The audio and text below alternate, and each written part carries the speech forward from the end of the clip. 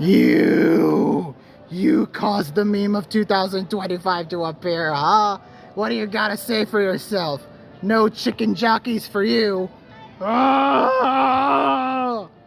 Hello, all you big chungus. This is Mikoy. Welcome back to another episode of the TPP podcast. I am joined by Pokemon 2004.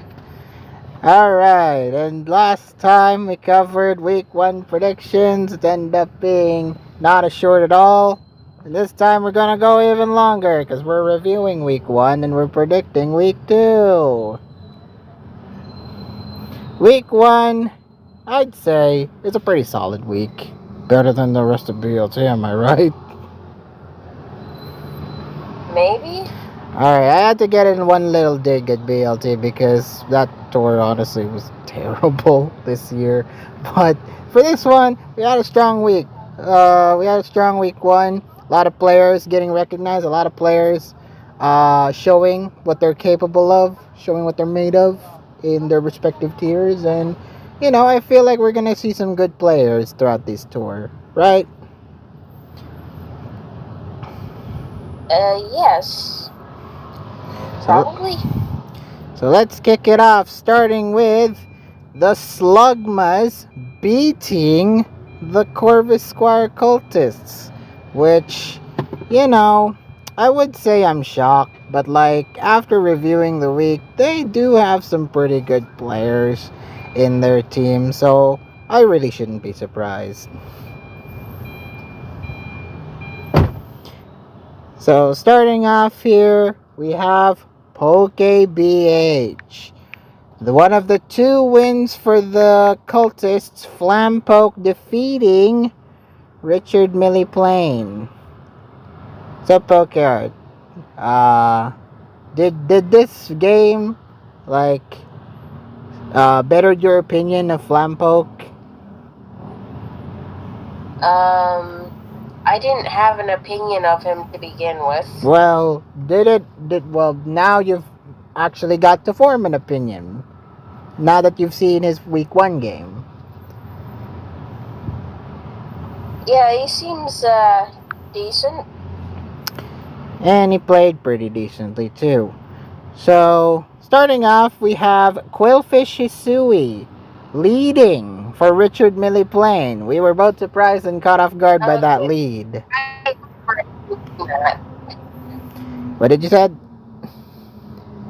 Why did he bring that? I have no idea. I don't know what. You tell us, people, if Quillfish Hisui is a good lead in PokeBH or not. So, I mean, ability-wise, it gets some nice stuff with Poison Point and Intimidate, but, it can cripple. It can cripple, the leads. Whatnot if people are expecting, a physical attacker. It would be a good lead to switch in, to lead with it first and then switch out after you set up the hazards and such. But, Eviolite as well. Maybe it could tank some things. So, there are other mons that get good abilities that aren't Quillfish, that you can make these hazard setter. I am Pokeart. You used to be an advocate of Quillfish. What happened? What? You were advocating Quillfish at one point in your career. In NU. Gen 8 NU. That's the only time where Pokeart says that Quillfish is good. Anyway. That's NU, Mikoy. This is a tier that is full of Ubers and Megas and, well, basically Quillfish. You're not going to see much of anything below OU. Except for Quillfish. So, Quillfish... Speaking of Quillfish, it missed the Will-O-Wisp on Steelix before setting rocks, which Ho-Oh spun before spikes and rocks were placed, as Arceus Water set up and burned Lugia on turn 12, before Eternatus trapped and encored it until it died on turn 20. Nice little trapping maneuvers there from Flampoke to try and trap Arceus Water. And then we saw the Mega Medicham beat the Quillfish on turn 23 before getting poisoned, while Lugia healed off all the statuses before Gliscor rapid spun the hazard. So again, Flampoke having control of the fight. Then we saw Tinglu poison the Dondozo on turn 35 as Mega Aerodactyl then knocked off Steelix, who missed Stone Axe on turn 41 before dying, as Eternatus then survived its Brave Bird, only to miss Thunder Cage on turn 48. Very sad that it missed, before eventually dying, while Mega missed a lot of moves this game. Yeah, Flampoke was kinda getting unlucky, but he had control of the fight from here on out, as Mega Medicham then beat Ho-Oh and Aerodactyl and killed Gliscor with Gigaton Hammer on turn 61 before Ho-Oh finished off Tinglu a couple of turns later for Flampoke to win. So again, very, very well played by Flampoke. Richard needs more improvement, especially with the team building. Do not bring any more Quillfishes. So, yeah, just a solid win by Flampoke overall. Yeah, I get what the Quillfish is supposed to do here, but it kind of feels like a foddermon, to be honest. It's a suicide lead, I want to say. Well, no, technically it's not. Well, yeah, technically not, but you know, it's still funny that it was the lead mon in the team that Richard brought. Alright, next up we have the best of 3. It's not a best of 3 Cam of Chaos, they just gentlemaned it. Akira versus Class in Camu of Chaos. So, I would start with game 1. Normally, I would start with game 1. But there's a problem with game 1. Do you spot the problem? I think I spot the problem. There's a banned mon that was brought. And, yeah. Class brought Regieleki, which was banned before the week went up. So, out of courtesy and not wanting to not wanting to cover games with, you know, an obvious ban mon being obvious, I won't be covering this game because out of courtesy and just out of respect to the tier at large, Class did win, which was, you know, which got me worried for the next couple of games that I was going to cover it, but luckily, or I guess unluckily, the other 2 games were fairly straight. So, game 2, which I put it as game 1, we saw the Thunderous set up the webs, allowing Roaring Moon to Oko Toxapex and dodge Regirock's Stone Axe. Tapu Bulu then burned on turn 8, while Mega Latias corroded Slowking Galar's item before it died to Blacephalon on turn 12, taking it down with it thanks to not the Esper Wing, but you know, the Life Orb recoil. Then after a while we saw the Goldango set up the Calm Mind, basically set up under grassy terrain, even counteracting the Ditto that was brought, and Okoing the Blissey, a crit Oko at that, on turn 22 before, you know, Ditto was brought out, basically to war with it for a while, and then it just ran out of struggle. There's no way the crit mattered in the game long term, by the way. That the crit on Blissey didn't matter? Surely not, because how was the Blissey even going to deal with that? It can't. It really cannot. It's a normal ghost. Can't really do anything about that. All you can do is set more hazards, do like 1% of damage with knockoff if it's lucky, etc. Yeah, nothing really substantial. will come about when, they're just there to tank, nothing much else. But yeah, Ditto was then... Like, even if that didn't kill, that was surely doing more than enough to 2-hit KO. Oh, definitely. So, like, it would have just died next turn anyway. Oh, definitely. And, it could set up a lot more. Unless Classes Out was, outstalling the Moongeist beams. Mm-hmm. But even then, like, once Akira, like, catches on to what he's doing, he could probably just predict when Blissey or Ditto's coming in, and then, yeah. Just not absolutely really, obliterate the competition there. Yeah.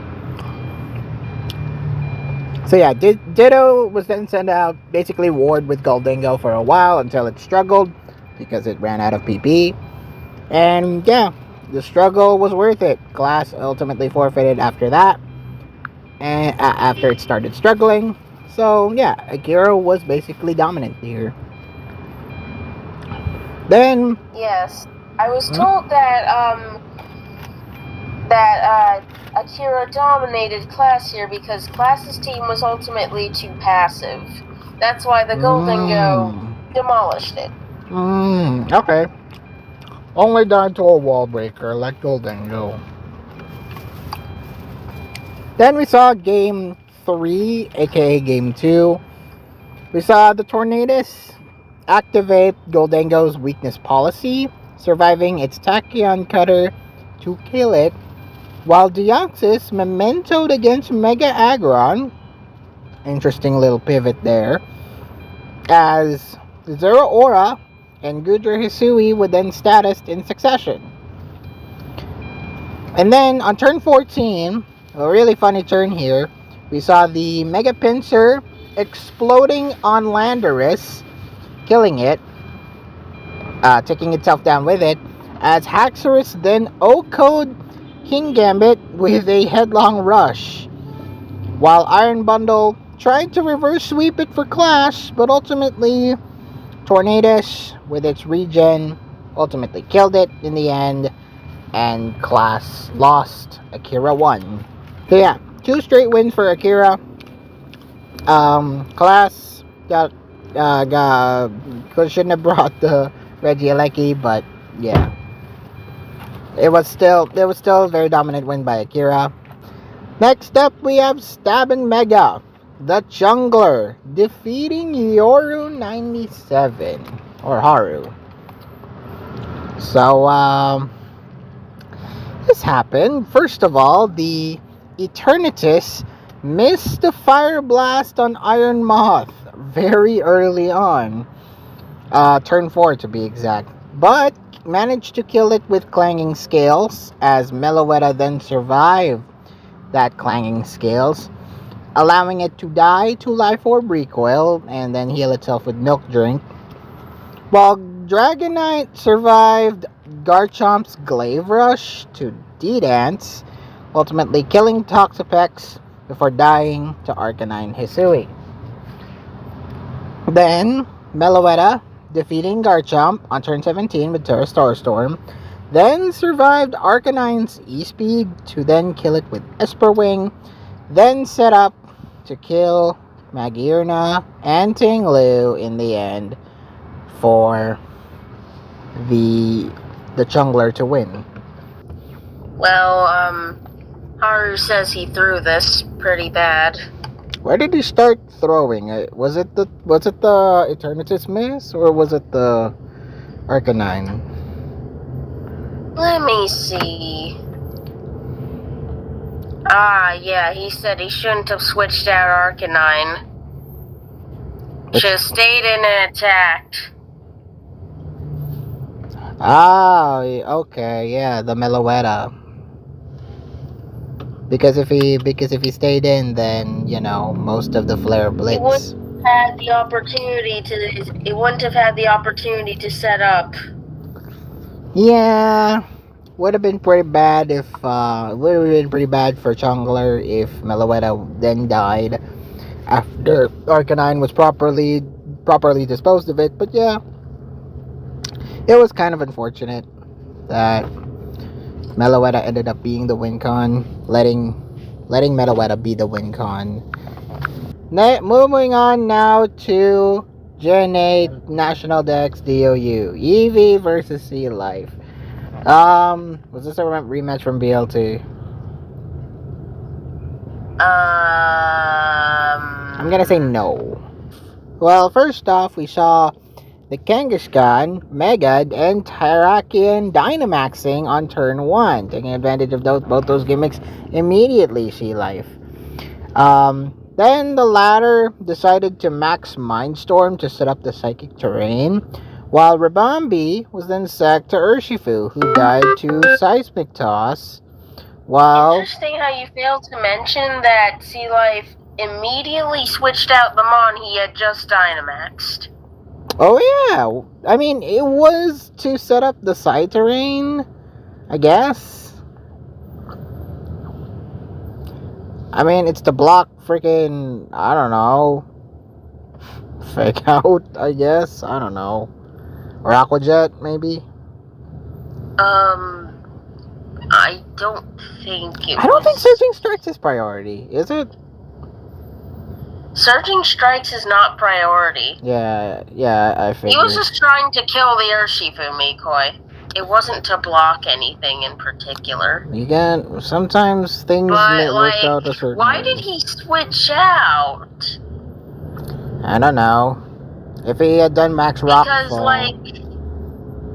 Because yeah, the Urshifu is faster. Do you not have Max Guard on that thing? He probably, yeah, you're right. Why didn't he? Why didn't he just Max Guard instead? Yeah, you could just Max Guard. Yeah, Max Guard, and I know, like... And then you can kill the Urshifu with Kangaskhan just as he did that turn. Was there any real reason to sack the Ribombee? Yeah, like, the only thing I can think of was that maybe he didn't have Max Guard, so it's like Protectless, Terrakion? So it's like Protectless Terrakion, maybe? I don't know. That's a weird set. Why are you not using Protect on your Terrakion? That's really weird. Anyway, so yeah, Ribombee was then sacked to Urshifu, who died to Seismic Toss. And then Eevee decided to Mega his Elements and Dynamax his Cinderace, with the former killing Landorus on turn 4, and the latter killing Thundurus with G-Max Fireball. Then, after Dynamax ended, we saw the Elements boosted attack this turn, killing the Tapu Lele and Mega Kangaskhan, then defeated the Terrakion in the end for Eevee to win. I like how you pointed out how it had boosted attack to kill the Kangaskhan Tapu Lele when it used a special attack to do that. Right. He had a boosted attack and used a special attack. That's funny. Hey, Eevee dominated, at least. You know, proving that National Dex DOU isn't dead. This is going to be a fun tier to watch. It's probably more likely than it may ever be because it's literally brand new. Yeah. Well, you're going to see a lot of hyper offense, let me tell you. You're going to see a lot of hyper offense at this thing. Probably because it's pretty new, yes. Yeah, it's a lot of hyper offense. Next is National Dex Ubers minus obtainable forms. We got Remnonk losing to Velvet. So Velvet isn't washed. Well, I also don't know who Remnonk is. So, Velvet won the Mega DNC Wars early on for Mega Lucario, then killed it before it lost to Mega Rayquaza on turn 7, in which Rayquaza then beat Calyrex before losing to Arceus' E-Speed. Then Velve's Calyrex encored the E-Speeding Arceus, and then normal Arceus Dark beat the Arceus on turn 16, before Calyrex then O-Code Xerneas, Remnonk eventually forfeiting after. Any thoughts? Not really. Very short game, and Velvet definitely earned the win there.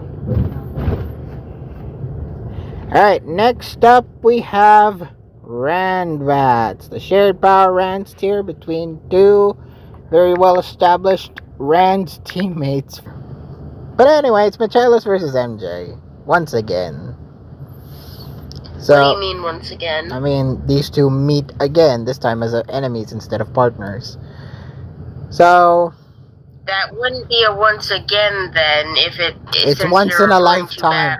It's once in a lifetime we're gonna get to see. I doubt that too. Imagine. Alright, so first off in game 1, we saw the Okie Dokie knocking the Golem's weakness policy. Then Ariados set up webs before Furret tidied up as Okie Dokie then poisoned the poor Furret on turn 8, sacking to Ariados, allowing Tauros to survive a Tauros Paldea's close combat to beat it in return on turn 14, dying to poison in the process. Then we saw the Golem terragrassing against Axorus' Earthquake, exploding on it on turn 15 to allow Palma to revive it, as Okie Dokie then bulked up, set up, and swept with Drain Punch because MJ brought things that are weak to normal. Why? I don't know, weak to fighting. And yeah, Drain Punch ultimately won for Well, a lot of his team was weak to fighting in general. He only had 2 fighting resists on the entirety of his selection, and one of them is an Iron Moth. Yeah, which can't really take hits all that well.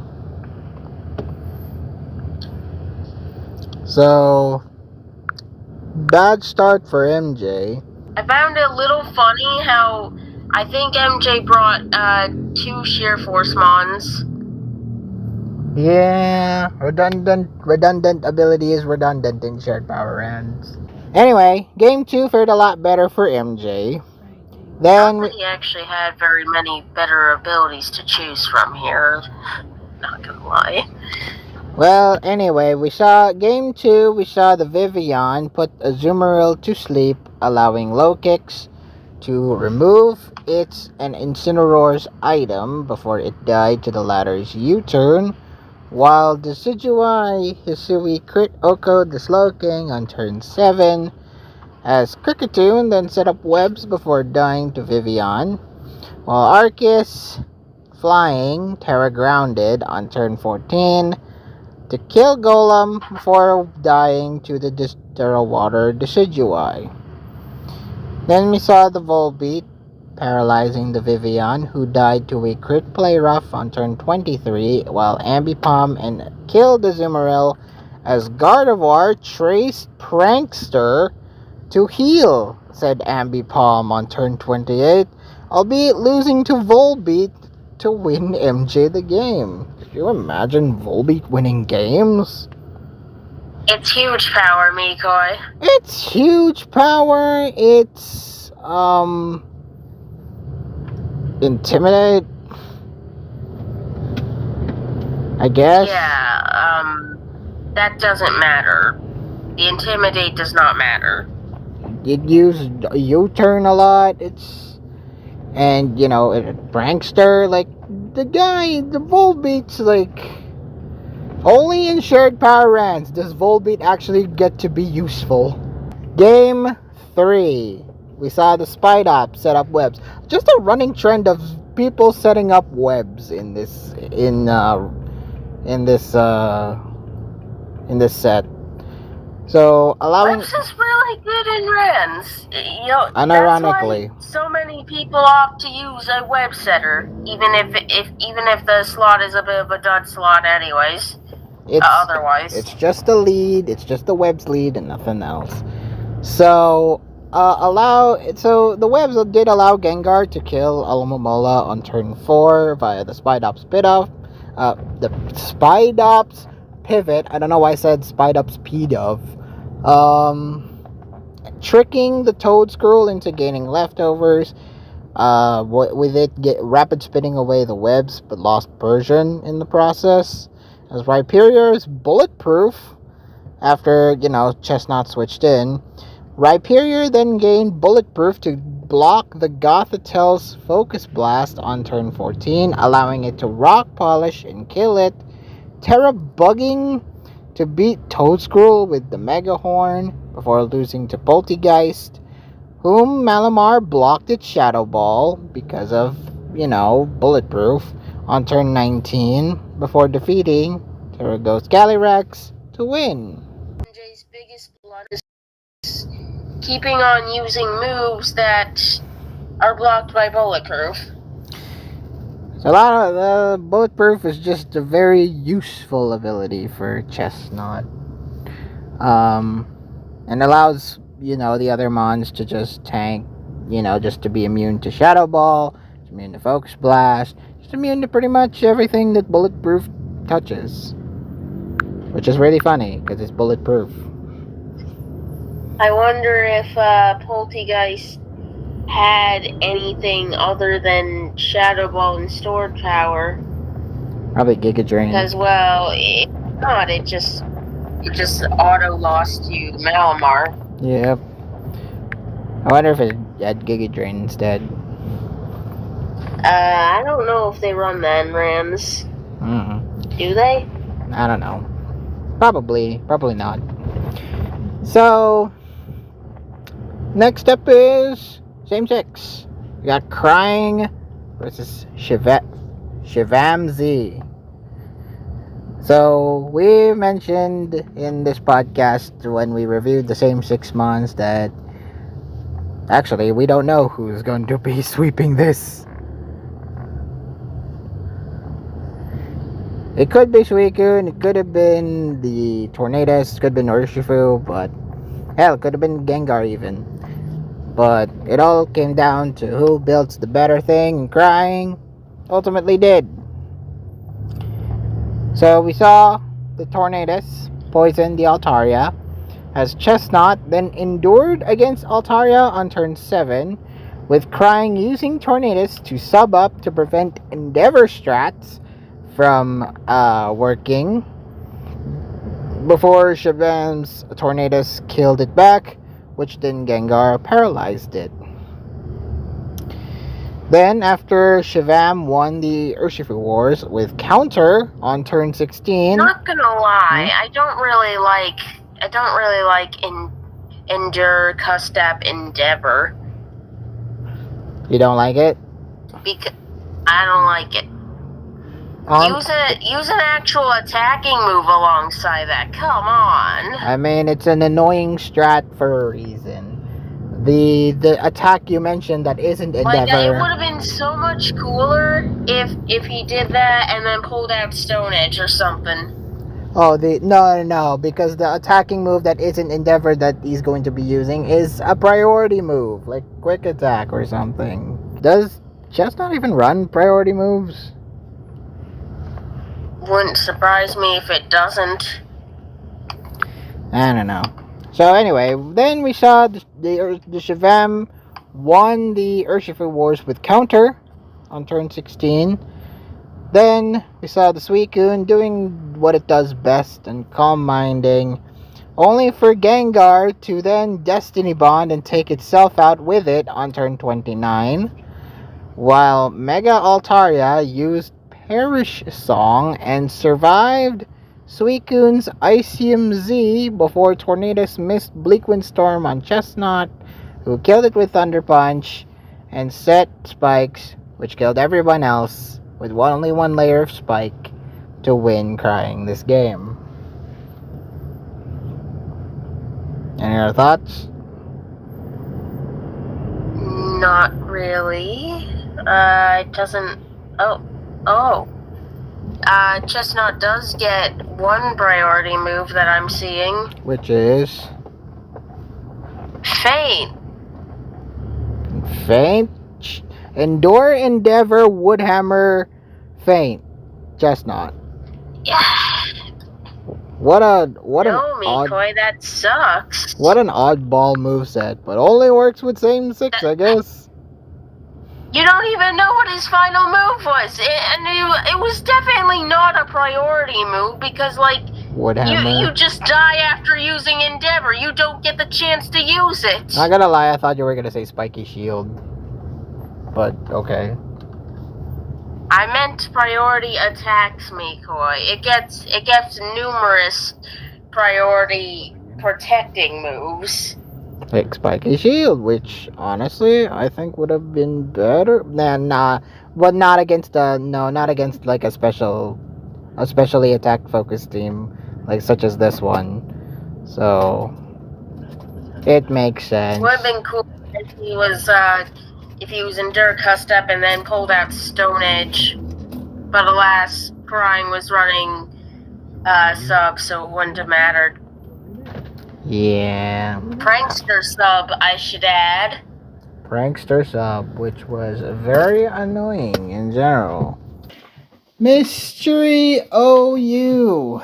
Batty versus Avarice, which was the first game played. I think. Might have been? I think so. I believe so. And it was not very close at all. So, first of all, we saw the Ninetales Alola set up the Aurora Veil as Hatchrin then came in to set up Calm Mind to be parting shotted on turn 5, but was crit killed later by Arcanine Hisui on turn 16. As Zamazenta used Crunch to beat Landorus before dying to Pecharunt on turn 23. Then we saw the Pecharunt poison the Moltres Galar, who set up Agility and Nasty Plot to flinch Samurott on turn 30 and 31 before dying to poison, as Arcanine Hisui then defeated the Terrabug Ceruledge attempt before Avarice eventually forfeited. Any thoughts? Nope, except for the fact that most games went like this. How so? Everyone either brought Veil or, like, bulky offense stuff. And it works about half and half. No, I'm not sure if any of the Veil users won this week. Stop bringing Veil. Well, Ninetales Alola. It's definitely, I guess people consider that the best out of the Alola Mon, or the regional variant Mons, because it has the streams. It's more that it's just a commonly used and good strat on its own, so... Maybe, but when you pair that with the Arcanine Hisui, that just deals a lot of damage. Yeah. Not very good for Veil users in general. Well, yeah, I think this week for Mystery OU went like this. People either brought Veil or stuff that's good into Veil. Yeah, it really is just either or. You either bring Veil or bring a Wall Breaker. 9 times out of 10 the Wall Breaker usually wins. Bulky offense. Alright.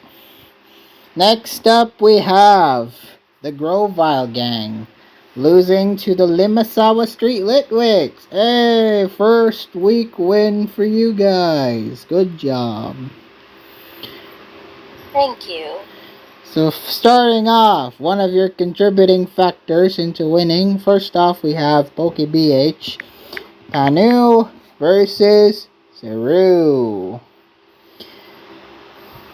So, starting off, we saw the Gliscor poison the Ho-Oh, as both then set up... In a way that didn't matter, because, like, that's a Magic Guard Ho-Oh. It's a Magic Guard Ho-Oh, alright. Both then set up hazards and knocked each other's items until Ho-Oh then switched out, while Eternatus then missed a Draco Meteor on turn 15, but managed to poison Ho-Oh on turn 26, which Arceus then set up an O-Code Gliscor on turn 31, while Eternatus poisoned the Mega T-Tar, who missed Stone Axe twice before dying to Gliscor on turn 40. Maybe this was the hacks that Saru mentioned? I don't know. Huh? No, probably not. Probably not. I thought you said he didn't mention any hacks in his own game. Oh yeah, he probably didn't. Oh yeah, because he highlighted it too seriously that he did get hacks in. We'll talk about those later. So, Dondozo then paralyzed Arceus on turn 44 before Chansey eventually copied it with its boosts and warred with each other until Arceus beat it on turn 52, healing against Ho-Oh, sweeping the rest, Saru eventually forfeiting afterwards. Arceus was just well set up. Had no way of stopping it. Any other thoughts? Nope. So well done, Panu, for keeping the Arceus alive and healthy and just sweeping it all entirely. Well, it wasn't difficult to keep it healthy. Since Take Heart just heals status as well as sets up. Yep. Strength Sap to heal the HP off, and then just murder things with Boom Burst. Alright, next up we have Kamov. Also it had leftovers. Oh yeah, residual healing. Next up we have Kamov Chaos. We have the L-Taker versus Banded Body Press, which L-Taker really needed to come up with a sweepy win to erase the memory of Euphanos Legacy League out of the shadow, out of the past and into the present. And unfortunately, Mikoi, I assure you, the true L-Taker is not the same true L-Taker that was in the Euphanos Legacy League. Because he said that he was unmotivated, didn't prep well, didn't play very much Mons at the time. It wasn't a very good time. But now he is in much better shape now. And I'm happy to report that he did beat against a pretty good player too in Banded Body Press. So, Deoxys first removed Alamamola's item, which Heatran then set up spikes before losing its item to Slowbro Galar on turn 10. Then Gyarados Megad then set up the D-Dance before Slowking Galar was sacked to Doom Desire on turn 15, while Reuniclus killed... Yeah, not gonna lie, L-Taker didn't start off this game very well. I guess he just sacked it because... And Reuniclus then killed Inteleon with Mind Blown. On the topic of not starting this game very well. Before dying to Gyarados' Headlong Rush.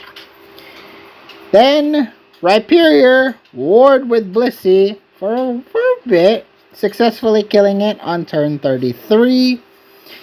As the Blissey then set up the screens for Zeraora, who set up Nasty Plot but missed Steam Eruption, leading Toxapex to reverse its boost to turn 39 as Gyarados then... I just want to say, I don't think that... I get the miss is unfortunate, but after doing a calc and then thinking about, I don't think that would have changed anything much if it hit, except, well, it would have had Toxapex lower, but like Toxapex, the next time it did anything, it was being sacked to Caesar, so like, would that have changed anything? I don't think so. Probably wouldn't, because if it was... By the way, +2 Steam Eruption did not kill. Did it not? It did not. L-Taker's running a fairly specially defensive Toxapex. Much more so than defensive. How much? I believe it's like, hold on, I have the spread. Let me look at it. I put it in the 48 HP, 140 special defense with plus nature. So it was built to tank hits. Yes. The +2 steam eruption did 93 max, and this Toxapex was 95. So it would have lived on 2. It would have lived on 2 at best. Hey, no, 93 is the max roll. The min roll is 78.8. Oh, so it would have lived it regardless. It lived the hit. So... Yes, it would have lived. It would have then reversed that stat, and then L-Ticker could just do exactly as he ended up doing. The Gyarados eventually killed the Zeraora on turn 42 before losing. Yeah, I don't think anything would have changed because L-Ticker would have still switched in the Gyarados to kill the Zeraora. So after Gyarados died, we saw Deoxys defeating Blissey. Then missed the Sandsteer Storm against Mega Scizor, who set up to beat the Toxapex on turn 47, as you mentioned. Yeah, that was actually kind of unlucky for us because, well, Scizor was dangerous. Scizor was pretty dangerous. Then Rhyperior critted the Alomomola on turn 50, killing it later. Then stalled for the majority of the game, just stalled. Crit on the Alomomola was a bit unfortunate for Banded Body Press, but at the same time, I don't see how that would have changed anything, because, like, wouldn't he have still done the exact same thing? Switch it out, because it would have been low anyway? Yeah. I would agree. What would have changed? Would the Alomomola use U-turn instead of physically switching out? Is that what would have changed? Probably. I think that's what he was going for. Like, I don't know. I don't think that would have really changed much. It would still be low, and well, I guess the only thing that would change is that it would have a little higher HP next time it came in. Yeah, well done, L-Taker. Back to form, hopefully. Cam of Chaos, once again, is your specialty. Hopefully Banded Body Press can also come back after suffering quite a crushing loss here in Week 1. And Week 2. I mean nothing. What? Shut up. Anyway, Stab and Mega. Derpy Boy versus Don Vasquez in quite the short affair, I want to say.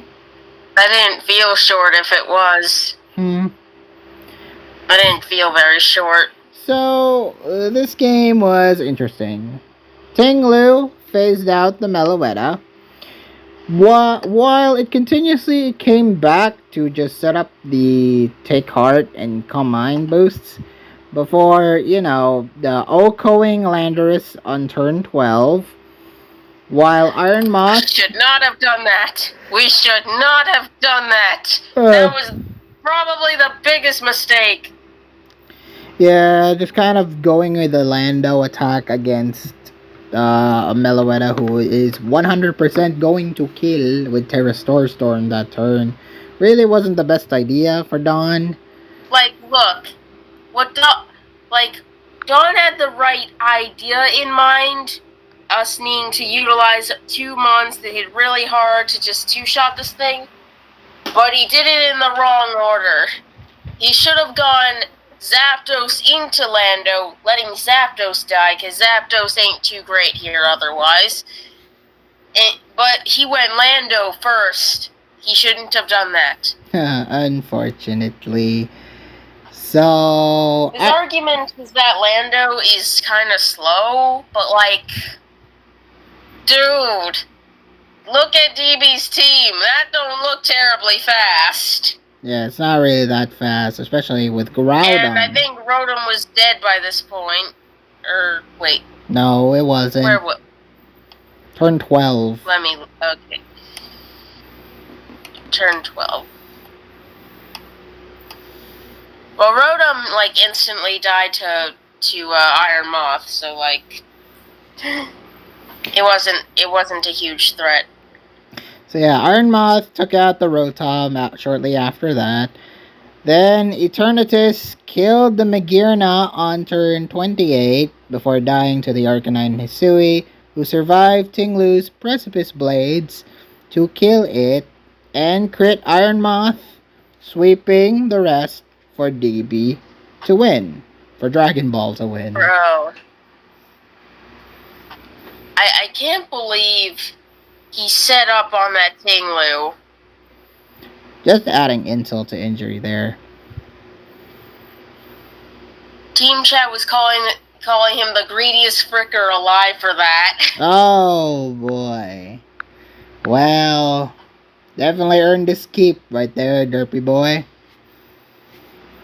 Greedy man. Greedy man has got a greedy plan. You heard a greedy EB, right? You know that player? We call him this guy Greedy DB. Greedy B. Greedy B. Greedy Dragon Balls. Alright. So, unfortunate for Don Vasquez. Derpy boy, well done. Picking up one of the only 3 wins for the Grovile gang. Next up, we have National Dex DOU. Luisin versus Aragon. Which was played twice. Because originally, on, when was this day? Friday? Yeah, Friday, your Friday afternoon, my Saturday morning. Luis and Aragon did play. However, there was another controversy that happened. The controversy being that weakness policy was brought, which screwed over Aragon in the long run. And yeah. So we took it upon ourselves to fight.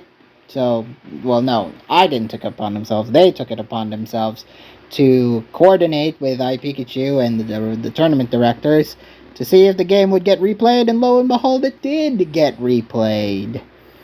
So it still baffles me how this even happened. Not the fact that it was replayed, the fact that Luisin brought weakness policy. How did this happen?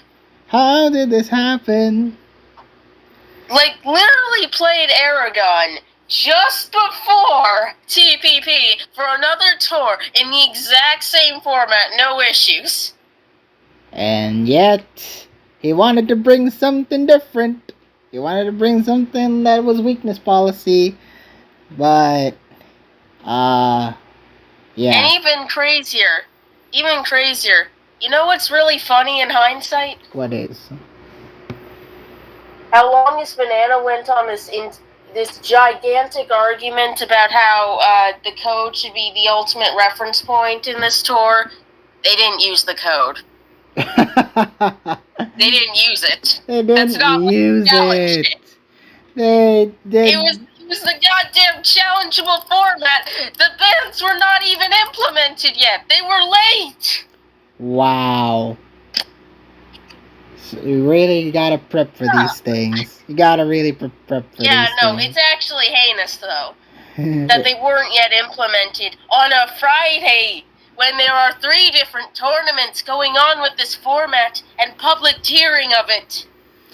Yeah, really should step up and use the challenge code for it, guys. Next time, please use the correct challenge code. No, the challenge code didn't have it banned either. That wouldn't have fixed anything. Well, make sure you prep in general, just for these. So yeah, it's just he's playing this tier for other tournaments. How do you not know? Well, we're not gonna talk about the other tour games that happened or the last time they played in, with the weakness policy intact.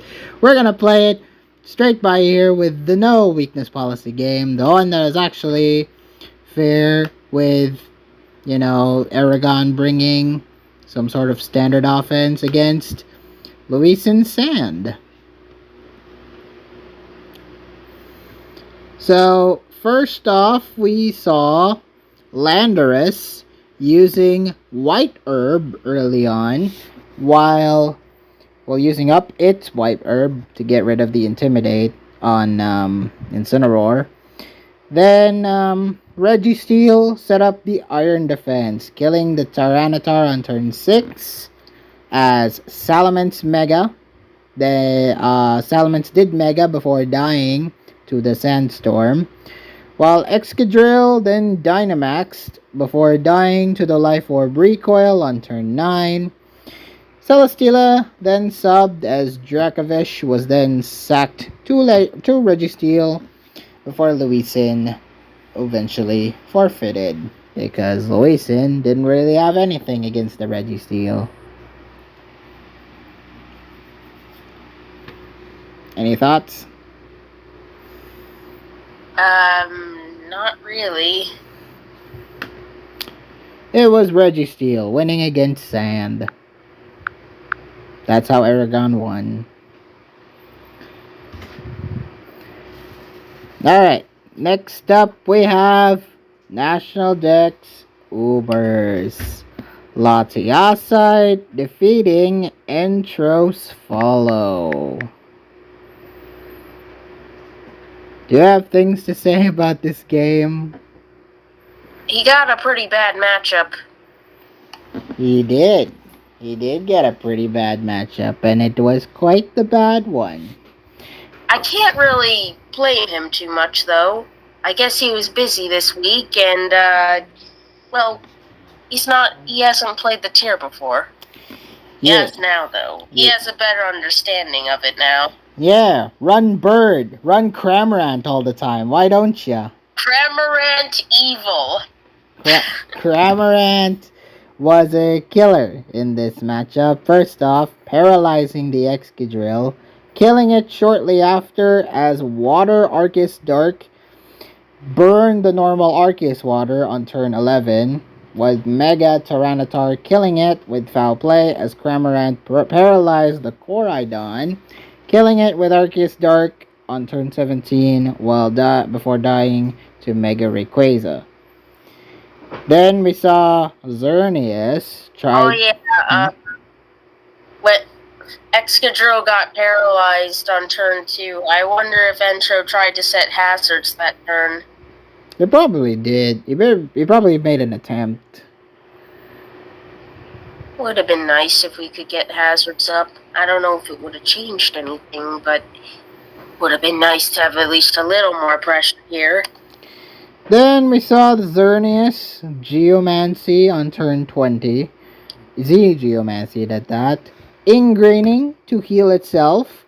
So Entros Follow did have some sort of sweepy option to get him noticed. But Cramorant was again a bit of a bitch. A big bitch. As it paralyzed it with Gulp Missile. Removing that speed and losing to... Why do you say missile? What? Why do you say missile? Why? Is it supposed to be missile? Gulp Missile? Pretty sure, yes. But it's missile. Maybe there was... I think a particular fighting machine has taught me that. A fighting machine called Missile. Ruined my wording of missile forever. So, Gulp Missile was a factor here, allowing Zacian to outspeed and kill it. Zacian then died to Mega Mewtwo Y as Latiasite's Rayquaza defeated Entros Follow, leaving only Mewtwo until Entros eventually forfeited. Well, it was Scarf Mewtwo Y, so not much he could have done there. Yeah, use Side Strike as well, which that's the best he could do. Can't hit T-Tar. Can't hit T-Tar, which led to the forfeit. Yeah. Well done for Lucaseios. Alright, next up we have Ranbats Zap defeating Riceman Numbers. So, Game 1 was pretty brutal. Game 1. Again, we have webs. More webs being used. Galvantula setting up the webs before dying to Dragalge as Misdreavus and Sylveon warred with Calm Mind for a while. Excadrill defeated the Tinglu on turn 15, while White Kyurem defeated the Sylveon on turn 22. Then Scarf White Kyurem, notably. Yeah, it's Scarf White Kyurem, outspeeding a lot of things.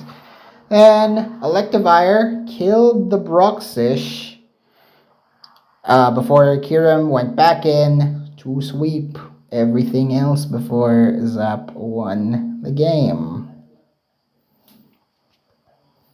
White Kyurem was a bitch. Stakeout adaptability, I think, is more of a bigger concern. Okay, Excadrill too, actually. Because then none of your abilities are gonna... A lot of your abilities aren't gonna work too well. Like, see all these cool abilities Riceman Numbers has that can make him immune to stuff, like Motor Drive, Storm Drain. That don't give a crap. Nothing else, I guess. It don't matter. Mold Breaker. Excadrill as Mold Breaker. Mold Breaker. Yeah. Mold Breaker just kind of hits. And then there's Stakeout and Adaptability, which, as a combination, hits insanely hard. Hits insanely hard indeed, and that's very, very brutal to deal with. Like Makoi. 54 on Tinglu from an Iron Head from Excadrill.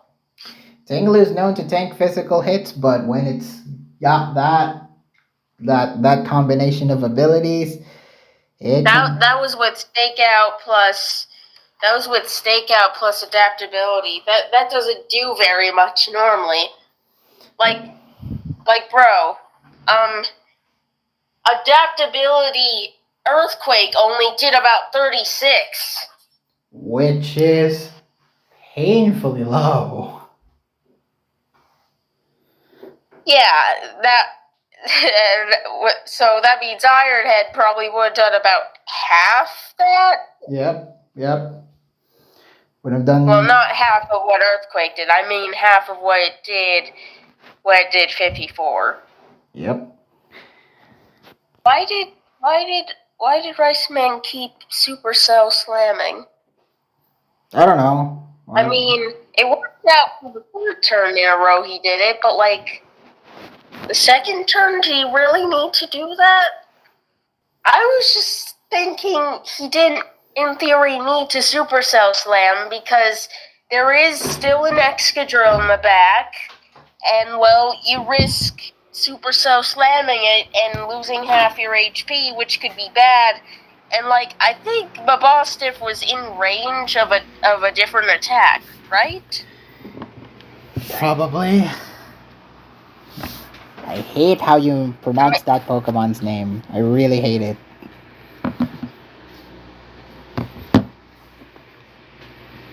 Well, I'm pretty sure it's supposed to have the word boss in it, so... I don't like it. I don't like my boss stiff. Ugh. Sounds gross. Anyway, yeah. Weird turn of events, but Zap ultimately paid off with a win with White Kyurem. Maybe Riceman was predicting a switch to Bruxish that turn? I mean, he got the kill on it. He got the kill on it. Yeah, but that was after it switched out from Excadrill. I think Supercell slam in there made sense because he probably predicted that switch. Probably. I don't really understand Supercell slamming before it, though. Alright. Anyway, game 2. We saw the Basque Legion defeating the Delibird early on, as Meloetta killed it and Avala Kisui, only to die to Pheasantipity on turn 7, was both Arceus then Terrasteeled and set up the Calm Mind until Isle was critted and won at turn 20, while Pyroar missed the Fire Blast on turn 23, allowing Pheasantipity to poison and kill it to sweep to win Zap. You missed a Fire Blast miss. I think you meant to say you missed on turn 23 and 24. Did that matter? Come on, I mean, it did 41 that one time it did hit, so like 2 of those. That means you actually have damage on it, and then maybe Toadscruel can kill it. Just maybe. I don't know. Maybe the damage calc. Maybe my damage calc was. And besides, that was 2 misses, not just 1. Maybe the damage calc in me says that, nah, I wouldn't have killed. I think that was just the damage range.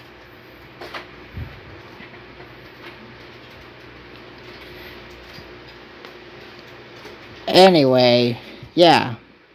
Zap 1. Next up is same 6. PTK Moikune versus TPP, which... Was there even a question who would win? I'm sure there may have been a question at times while you were watching the game, maybe, if you saw it live. I didn't see it live. But I did see, but I am questioning a little bit when rewatching this for the notes. So, TPP's Frostlass was paralyzed before killed PTK's in return, managing to disable the Clawitzer's Dark Pulse before dying, allowing Viper to set up and kill it before dying to Crocodile. After Clawitzer then killed Musharna, Crocodile then killed Viper on turn 13, while Musharna set up the Trick Room to die to Crocodile, whom Umbreon killed, leaving only Umbreon, who died to sub Crocodile, winning TPP this game. Don't think I really had much questions now that I'm saying these out loud. Oh yeah, Viper had a mostly physical set, which was okay. What, do you think it's weird that it had a physical set? It's not weird. It's just unique. It's distinctively just works, I guess, for this format. Well, if you pull up as a Viper, I guess. I don't know. You do know it has the same special attack and attack, right? No. I always thought it was a special attacker. No. It has 100 base in both. Okay. And that one in particular was running Trailblaze. And of course, there's the Trick Room attempts with Alluring Voice. I mean, I get it. It's a way for attacking purposes. Once, there may be a chance where it gets taunted, then you really had no way of attacking moves until you bring out the thing. And then, of course, there's the sub-Crocodile. That is not quite what it was for, actually. Do you know what the secondary effect of Alluring Voice is? Not really. 100% chance to confuse the target that had a stat rise this turn. Well, that's very situational. Mikoi, there's a goddamn Crocodile on the other side. Who has bulk up? And, well, a Musharna too, which, well, that probably sets up too now, doesn't it? Not that it got the chance, but it can. I guess it can. I guess. But yes, it is specifically for things like bulk up Crocodile. Okay. Or hell, you get to confuse a Viper for free too if it sets up, which probably. And I guess the rest of the other mons makes sense. I guess for this particular matchup, don't really have any much questions there. Just well built team. I hear ain't question in the Clawitzer set. What was the Clawitzer set? You just saw the game, Mikoi. Shut up! I don't remember these. Sub Dark Pulse, Aquajet. Sub Dark Pulse, Aquajet. Or Spheres. Huh? Yeah. Again, makes sense. I thought it was personally a little wasteful to not have a special water move, considering there's no water resist apart from opposing Clawitzer, but well, I guess it didn't matter. It doesn't matter in the slightest. TPP just... I mean, Aura Sphere would be the more useful move, because... hell, what are you gonna do? It's either, A, are you going to beat 2 dark types, or are you going to beat just 1 ground type? Which is the better trade-off? Well, obviously, Water Pulse also hits Viper harder. Or also, like, Aura Sphere has 2 psychic, 2 resists Viper and Musharna. That's also true. I think the set I liked most was the Frostlass set, because, well, Shadow Ball, it's a Frostlass set that is meant to beat other lead Frostlass sets. Again, yeah, I could see that. I really could see that. It makes sense. It makes sense in the long run. Shadow Ball to get the other Frostlass down to Sash, and Ice Shard to kill it and make sure it doesn't get the chance to Destiny Bond. At least it's not paralyzed. If it's not paralyzed, that is. Well, I mean, you're not normally running a Thunder Wave lead Frostlass. Like, frankly, that's what I don't really get. Because, like, what are you using it for? To paralyze the other Frostlass?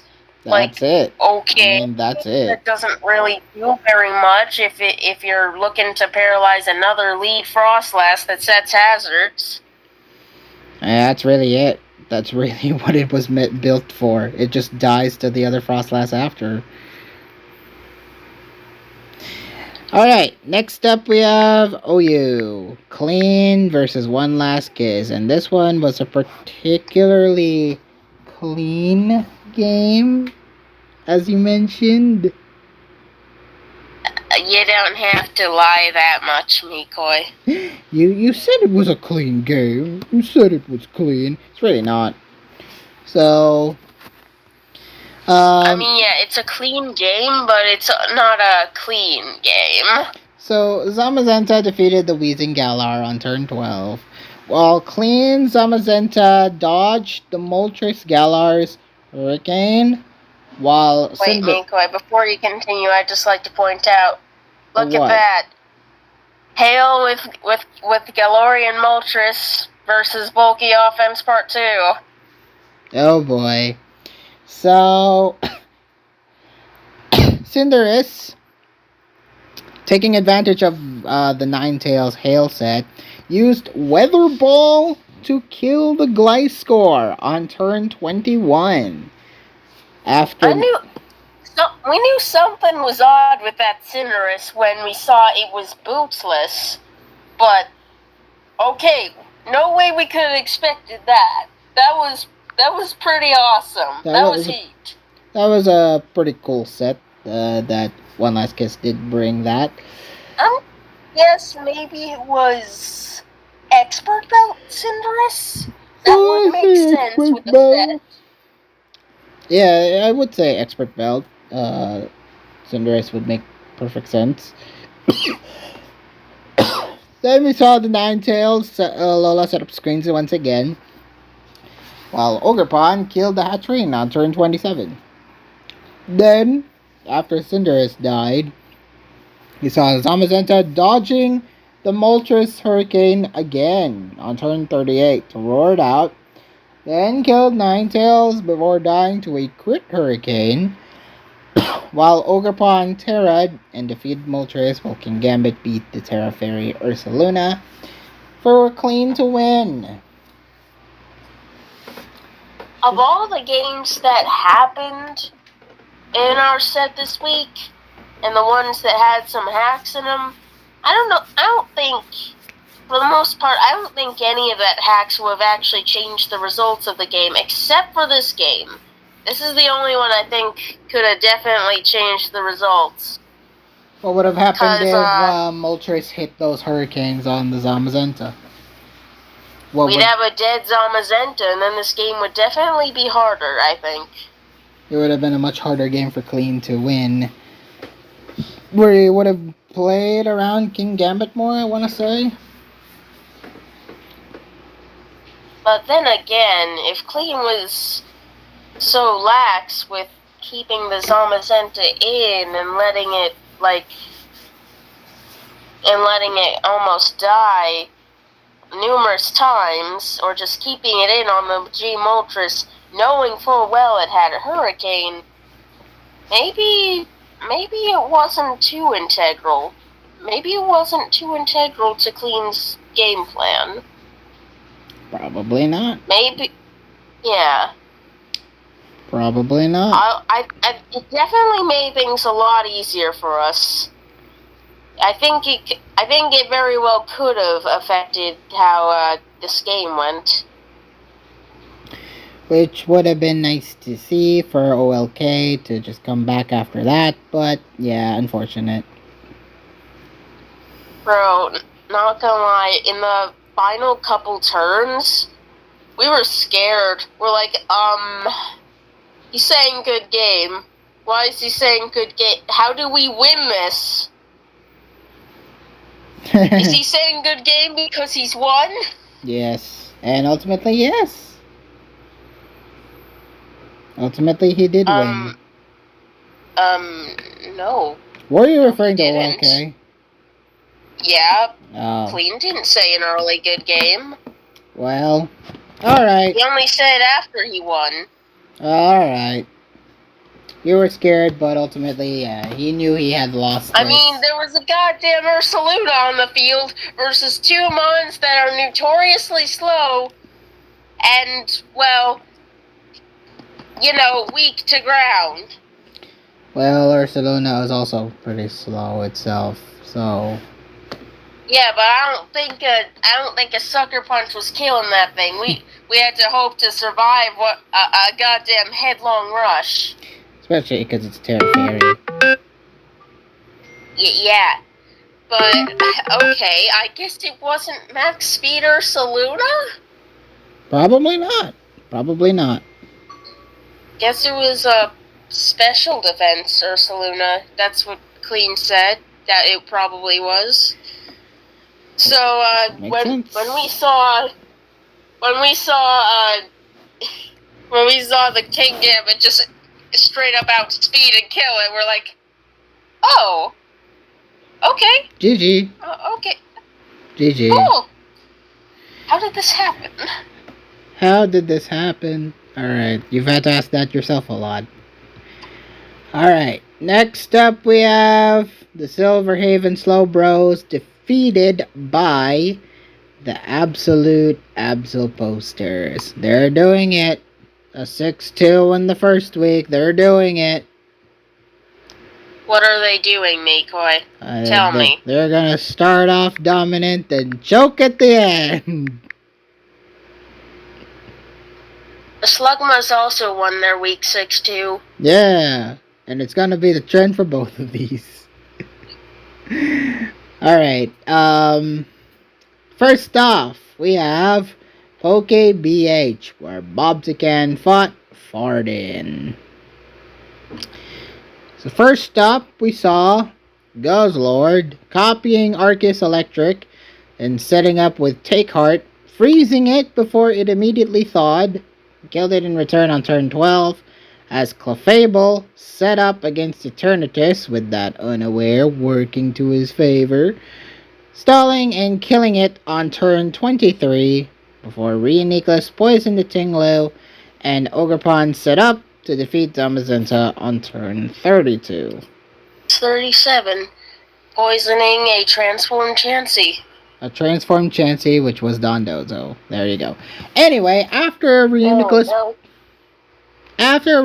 poisoned the Dondozo, Aerodactyl missed a head smash, was stalled by Reuniclus, leading to Chansey copying it and killing Dondozo on turn 70, and Ogerpon the next turn, as the two switched for a while until Aerodactyl killed Reuniclus on turn 108.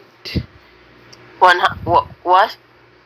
Okay, I'm not sure if I've actually seen this game. What do you mean 108? This went on for 149 turns, woman. Oi! It's Bob and Fardin stalling out.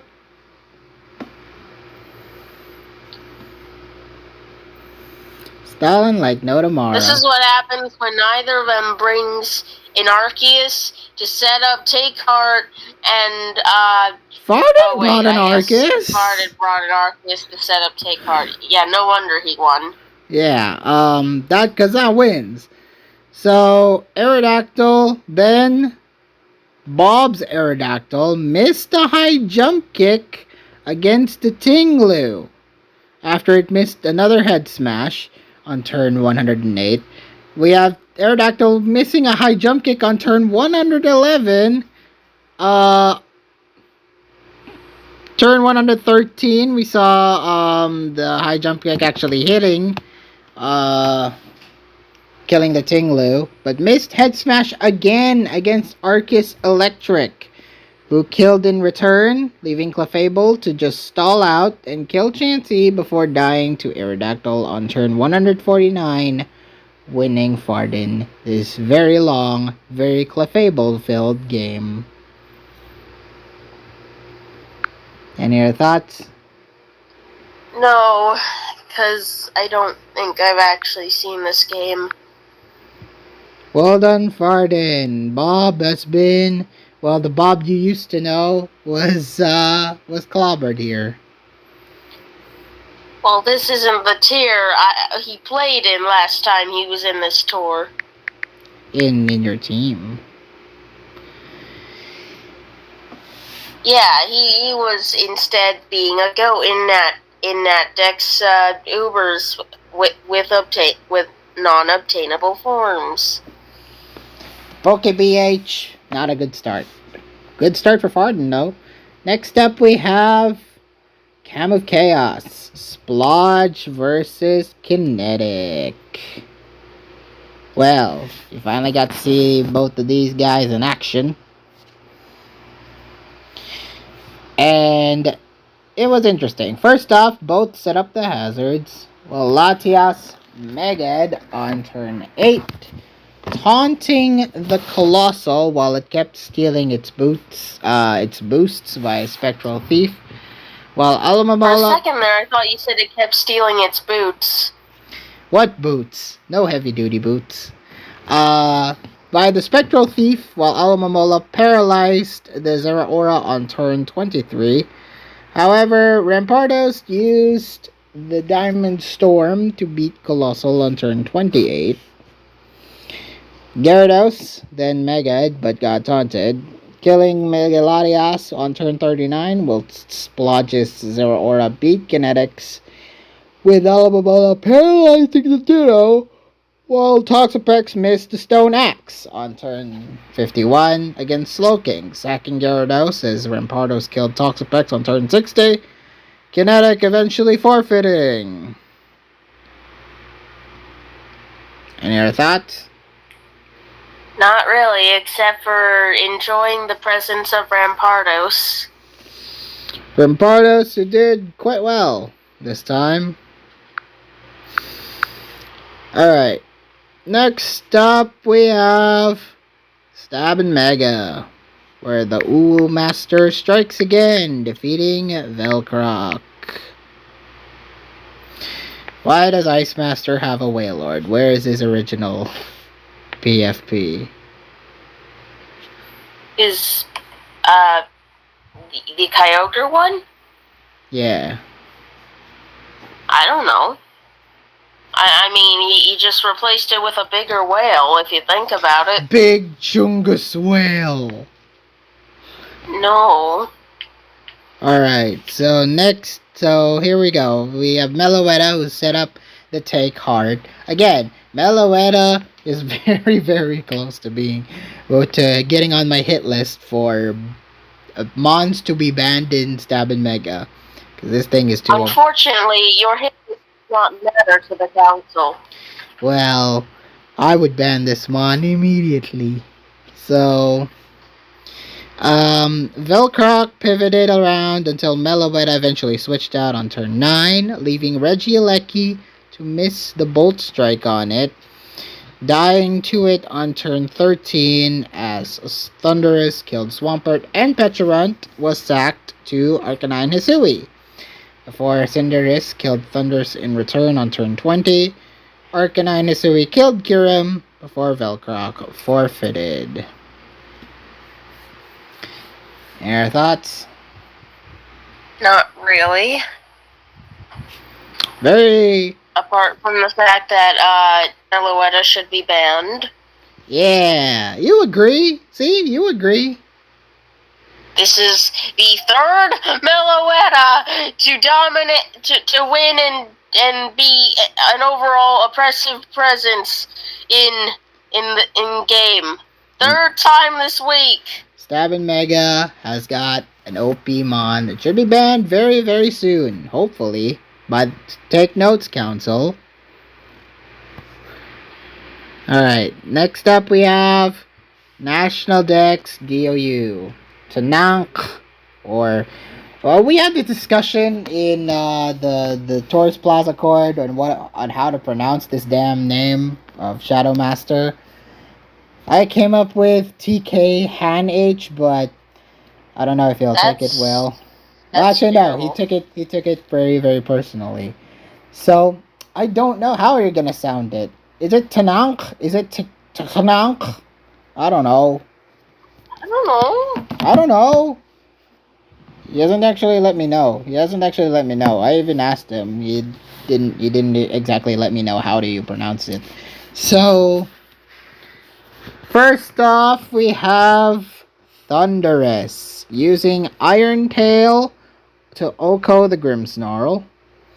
Dynamaxing the next turn as Volcarona was sacked to Stone Edge Mawile, who Mega'd along with Metagross as Thundurus killed Electivire while Metagross killed Mawile. Then Thundurus Oko'd the Dynamaxed Celesteela on turn 5, with Metagross Okoing the Tapu Fini, with Thundurus finishing off Landorus for Akaru Kokio to win. Any thoughts? Not really. Very dominant affair. A lot of Dynamax and Mega going on in this tier. Well, yeah. You see, that's very understandable in a tier where both of those things are legal. And very hyper offensive. It's just very, very hyper offensive. People are gonna ban Mons in the future for this thing. Maybe they should ban Dynamax. Well, Dynamax being chief among them. Now we have no Dynamax. Now we have nothing to talk about Dynamax in Gen 9. Bring it back for Gen 10, please. Announce it on the next Pokemon Presents. Mikoi, this isn't even a Gen 9 tier. I know, but bring back Dynamax. It was a good format, guys. It was a good gimmick. People liked it. No. People liked it. No. Bring it back for Gen 10. People will hate it even more. Who is people? Are these people in the room with you right now? The people in my room. The people in my room. My imaginary people who love Dynamax. So, next up we have National Dex Ubers minus obtainable forms. We have Taka versus FC. FC shockingly dominated this one. What do you mean shockingly? I was expecting kind of an even contest between these two because I know Taka plays this tier. I mean, Taka has played this tier before. Yes. But it was quite the shock to see it was a fairly But like, quick this is game. FC with Master Support. Yes, it was a very quick game. It was just a very quick affair for FC. Just bullied Taka. So... Or how, even more than just Ice Master Support, because Farden is an Uber's player too. Yes. That Uber tier is just AG player. That's just a one great big like stink pile of Uber's mains just thinking of the most broken things imaginable. So Groudon killed Zacian early on, then killed Deoxys after being taunted on turn 8, dying to Taka's own Groudon, who killed Rayquaza Mega with a Rock Blast, as Calyrex then used Bugginium Z on Mega Kangaskhan on turn 11 and then killed Groudon the next turn. And we saw Arceus Dark beat the Kangaskhan as Zacian lost to Koraidon on turn 16, with Calyrex killing it, as Cramorant then paralyzed the Calyrex, allowing FC's Calyrex to beat it, winning FC this game. Hey, wait. I only just realized that Kangaskhan is Scarf. Oh, it was? It was, yeah. It's fast. It outsped Calyrex. It's fast. It can outspeed Calyrex. It's Scarf. It's Scarf, yes. Good bring, but ultimately didn't fare well. Weird choice for the Bugginium Z, but I kinda get it, I guess. What do you mean, weird choice? I kinda get it. It's for dark types and just hitting stuff hard and neutral to stuff that's immune to Ghost. Like a Mega Kangaskhan. Or not very effective, yeah. Like Mega Kangaskhan. Like a you Mega... understand. Like a Mega Kangi. So well done, FC. Next up is the shared power Rans game between Losco no Shuto and Lechin, which was a rematch from BLT, I believe.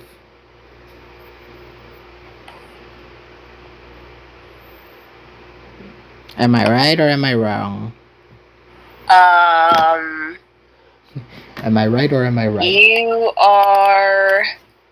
Am I right or am I right? You are... wrong? Oh, they didn't? Legend faced JJ twice, Rafna, and MG. Oh. Oh. Yeah, fail. I don't think he faced Loco, though. Yeah, fail. First time for everything. So, game 1, we saw the electric terrain prevented the Vivian from sleep powdering the Ting-Lu. So yeah, the Lechin kind of fricked himself with leading with Miraidon, because how would he be able... Yes, this is also very funny because he kept trying to sleep powder. Sleep powder twice, but it didn't work due to his own electric terrain. Yeah, it was kind of a bad choice with leading with Miraidon early on. No, it wasn't a bad choice of leading. It was just a poor choice of move, really. Well, he could, if he had set up the electric terrain, maybe he would have gotten a sleep powder off and then just set up with Quiver Dance. But, yeah, the electric terrain just kind of prevented that from happening, I guess. So... He could have also just straight up went for a Quiver Dance at some point. It is fast, yep. So, Chi-Yu then killed Galvantula, while Lugia set up before being paralyzed on turn 7, before Tinglu killed it after full Paraz, as Magearna defeated Raichu on turn 14. Just a lot of electric types just coming out of your ears. While Spectrier survived Chinchino's triple axles to burn it on turn 18. Spectrier then died. Then she used Terra Fire to kill the Chinchino. Vivian tried Terra Flying again, but failed once again to Sleep Powder the damn thing. So the Chen ultimately forfeited. Yeah, like come on, bro. You didn't learn from your little mishap earlier? Yeah, Sleep Powder does not... Doing it once is understandable. Doing it twice is... well... Yeah, it was, fool me once, shame on you. Fool me twice, and you can't sleep. You can't put it to sleep. So, yeah. Should have just Quiver Danced there. Against the Chi-Yu? Well, yes? That won't live a hit. Yeah, that's... because you can't put it to sleep, and if you survive the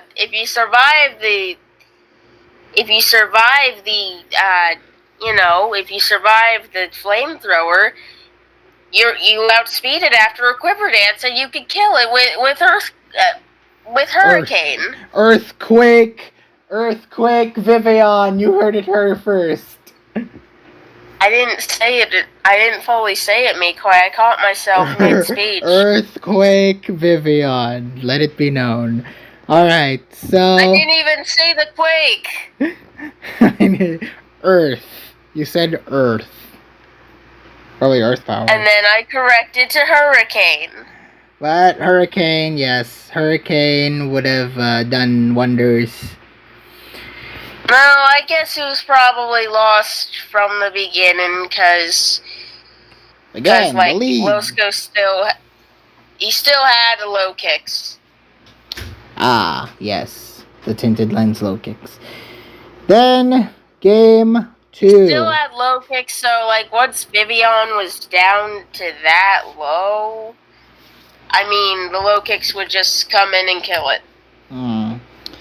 Then regardless of whether he spored or should have correctly Quiver Danced. Yep. Then we saw game 2, where we saw another Vivian on Lechen's side. Would he have learned the lesson? No, because he just didn't bring it at all.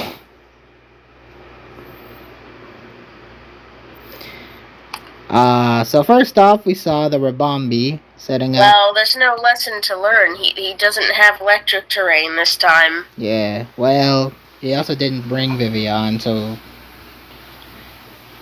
no lessons to be learned here. So, Rabombi first set up the webs before dying to Glacier, as Hitmonchan was then burned to Talonflame's flame body, while Orcolone set up and survived Icicle Spears from Kyurem Black, as Sunflora killed Hitmonchan on turn 14. Then we saw the what did we see? After Bramblegast defeated the Oinkalone, Sunflora killed Kyurem Black on turn 19. Yeah, Sunflora killing a Kyurem Black. Could you believe it? Well, it's Specs. Could you believe it? It's a freaking It's Specs in level 100. It's a freaking Sunflora. And it's level 100 with everything else here being like level 70 or 80 something. It's a Sunflora. So, dying to the Bramblegast on turn 24. Shame for Sunflora fans here. So, Suicune then burned the Poliwrath before dying. Wait, why did Legend stay in with Sunflora at turn 20? Was he hoping to poison the Suicune with Sludge Bomb? Probably, yeah. I get if so, but like he also has a perfectly good Suicune switch in with Poliwrath. Speaking of Poliwrath, it did. The Poliwrath was let burned by the Suicune.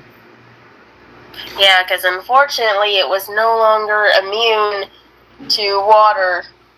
No water absorb here, because Terravolt exists.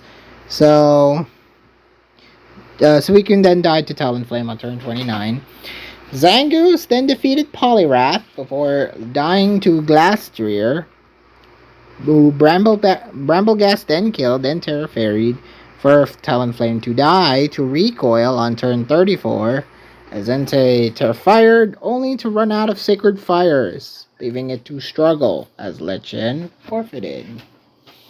Well, I mean, it wasn't just that ran out of Sacred Fires, it also got Strength Sap to Oblivion. Yes, it was. And it was kind of an unfortunate thing. And, yeah, ultimately, Luskanashuto just had the Bramblegast. That was just his saving grace. Alright, next up we have Same 6. What was originally going to be Frixel versus Hacker turned into Bleehay versus Hacker. And you'd think, okay, comparing these two's play skills, you would think that Hacker would have the general know-how and how to win, and would be 100-0 favored against Bleehay, right? Nope. Well, this game proved itself otherwise. So, Muck poisoned the Mudsdale. Then Kartana Swords Danced and killed it in return, only to be red-carded and by the Endure Dustox on turn 6. However, Kartana then came back in to Oko the Mudsdale as Manectric Magad. Which leaves me to wonder, is Kartana just that... Does Kartana just hit that hard, or was that Mudsdale not packing any defense? I'm willing to bet it's the latter. Because why would a Mudsdale just easily die to a Kartana that way? Unless this Kartana was like, what? Swords Dance boosted. Well, no, it's not even boosted. It wasn't even boosted with Swords Dance. So what Adamant friggin' Kartana with plus 252 attack? I don't know. Maybe it just killed naturally. I mean, Kartana has like 180 base attack. But Mudsdale's pretty tanky. Unless it's not. Unless this particular stud isn't. It's really weird to see a Mudsdale get one shot like that. and one shot it did. So after that, we saw Muck Momentoing on turn 15, just pulling off all the stops against the Manectric Mega. Then we saw the Jirachi used Z Happy Hour, both of them. Both Jirachis used them, as Bleehays killed Hackers with Shadow Ball and then stored powered everything else, winning Bleehay the game. Any thoughts? Yeah, that could not have been a very bulky Mudsdale if it got one shot, because assuming that was Jolly Kartana, it does not kill unless there's just not that much unless there's just not that much defense investment. Yeah, even adamant. I think an adamant boosted, an adamant non-boosted Kartana would be able to OHKO Mudsdale, but lo and behold, that happened. I wonder if maybe it was a roll? I wonder that too. Well, it just depends on that Mudsdale set. If it is like no special defense investment, then yeah, 100%, no dice. That Kartana one shots. But yeah, it was just really weird. Also, I found it odd that Hacker wasn't running Psycho Cut on his Kartana. Which is really weird. Well, I guess because, there's a Jirachi that doubly resists it. There's a Mudsdale, of course. Like, yeah, you can beat Muck and Dustox, but you have also resisted and a big tank.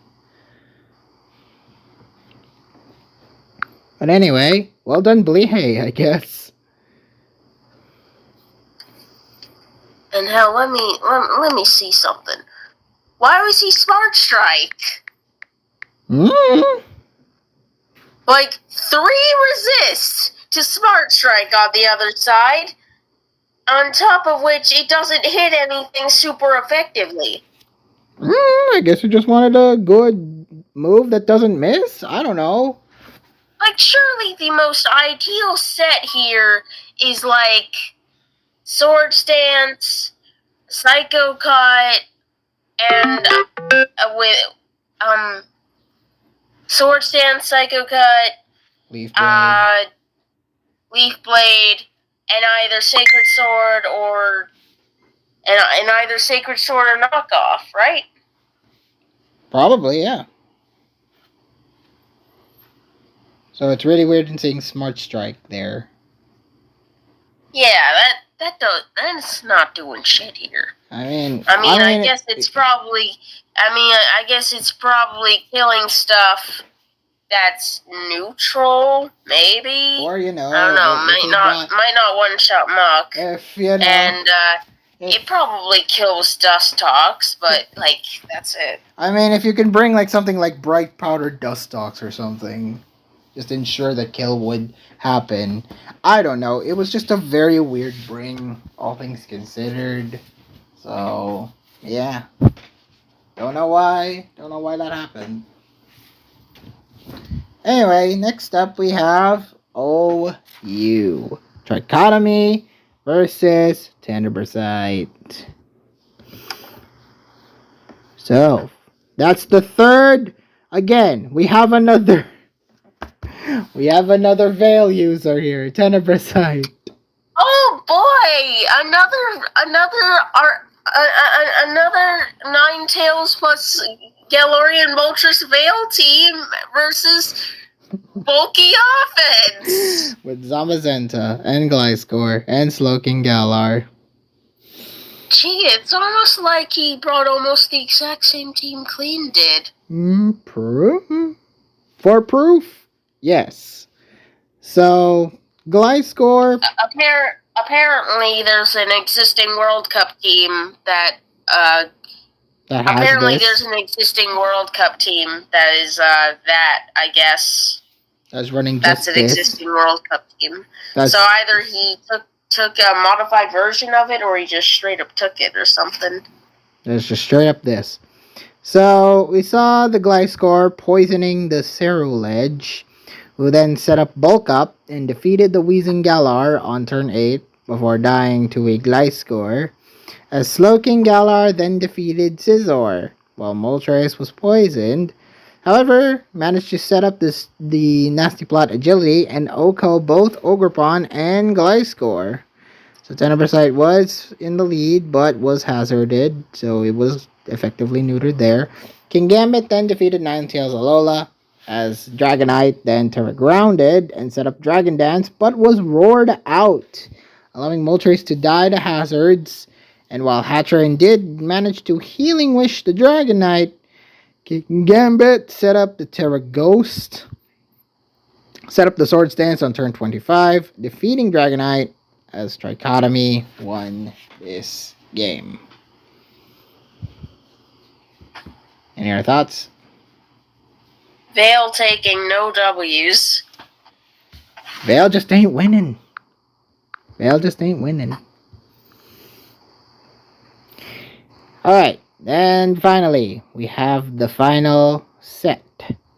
We have the 9 Oblivion Ambers tying the Stupid Town Snoms. It was very even, with a lot of substitutions on the Snom side. I'll say it was even. They tied. They did. First off, we have Poke BH. Right clicker defeating TTT Tech. You got that? I think you had an extra T in there. TT Tech. After, we saw first the Gliscor Wars that had Victory Dance. Arceus Fairy killed the Ho-Oh with Diamond Storm on turn 6 as Tinglu then paralyzed the Ferrothorn on turn 14. Then, after resuming to Gliscor Wars for a bit, Giratina burned the Chansey on turn 48. Then, leading it to it removing hazards and poisoning the Arceus Fairy on turn 52. Then, we saw the Gliscor losing to the Arceus Fairy on turn 60. After sacking it to Arceus Ghost, it O-code Gliscor on turn 78, shortly followed by Giratina before TTT Tech forfeited. Any other thoughts? Wait, what?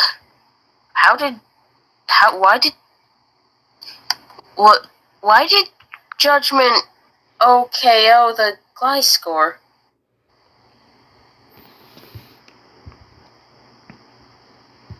Maybe it was a different plate. Maybe it was holding the Icicle plate. But this is an Arceus Fairy. It's not saying it's an ice type. Well, I don't know. Actually, no. That did confuse me a little. Yeah. Yeah, how does that work? Only in the minds of those who play PokeBH will understand. I want to say, maybe it could have been, wait. Let me see something. Yeah, me neither. Only it works in the minds of those who play PokeBH will understand that, hey, we could use Judgment and be super effective despite being a different type. Glaciate, maybe? Or, no, that's not what the ability's called. It's called Refrigerate. Refrigerate. I think. Refrigerate, yes. Maybe the ability does matter. Or maybe it just is a different plate and isn't saying. I mean, we know how it works in the Nactex Ubers and no obtainable forms, but I couldn't tell you how it works here. Me neither. I couldn't tell. But yeah, well done to White Clicker. Alright, next up we have the Hisui region beat Aerobee in Camove Chaos. So this game didn't need to be that long. It actually wasn't very long. It just presented itself as long when it's really just a stall fest. So we saw first the Gliscor removing the Alamomola's and Zeraora's items, with the latter boosting until Colossal reversed it on turn 9. Then Vaporeon killed Alamomola with a boosted Tachyon Cutter on turn 18, while Gyarados Megad at turn 26, but failed to remove hazards. Then Reuniclus failed to remove hazards, and Colossal just kinda stalled this thing. Just made it so that it removed all its attacks, all the mortal spins, all the Sandsteer Storms, all the Mind Blowns, all the Shore Ups, before it eventually ran out of PP. To just struggle to death. While Gyarados killed a Zero Aura on turn 101, Aero B forfeiting shortly after. Any other thoughts? Not really. THR coming back once again, maybe to dominate like he did she did in the Ufinus Legacy League. How'd she do in that? Very well. Actually, surprisingly well. Well, it seems L-Taker will face her next week. Which is going to be very interesting, that dynamic. We're going to have to destroy her win streak. Like you did last year. Alright, next up is the bums fighting Rafna and Space Speakers in Stab and Mega. I don't know, I'm inclined to say neither of them are bums because I don't see a Meloetta. Ha! So they're goated like that? I do see another normal They're goated like that. But I do see a normal Psychic on the part of Space Speakers team. Well, that's a Psy-Terrain setter. Yeah. Speaking of setting up stuff, indeed he did lead, but Regieleki also led with screens. However, Indeedee managed to do a nice thing and court changed as Urshifu killed the Zamazenta on turn 5, but was burned by the Arcanine Hisui. Sake by the Burning Bulwark, as Volcarona was then sacked as Indeedee switched in, allowing E-Speed to be blocked, and Delphox to Oko Arcanine Hisui on turn 12. Just a nice switching out affair for Space Speakers there. Then, after Delphox died, we saw the Iron Crown Oko, the Great Tusk Spectre, then killed it and Indeedee in return, leaving Staraptor to just set up, tidy up, and sweep, winning Space Speakers the game. I'm your dad in M&M, he says.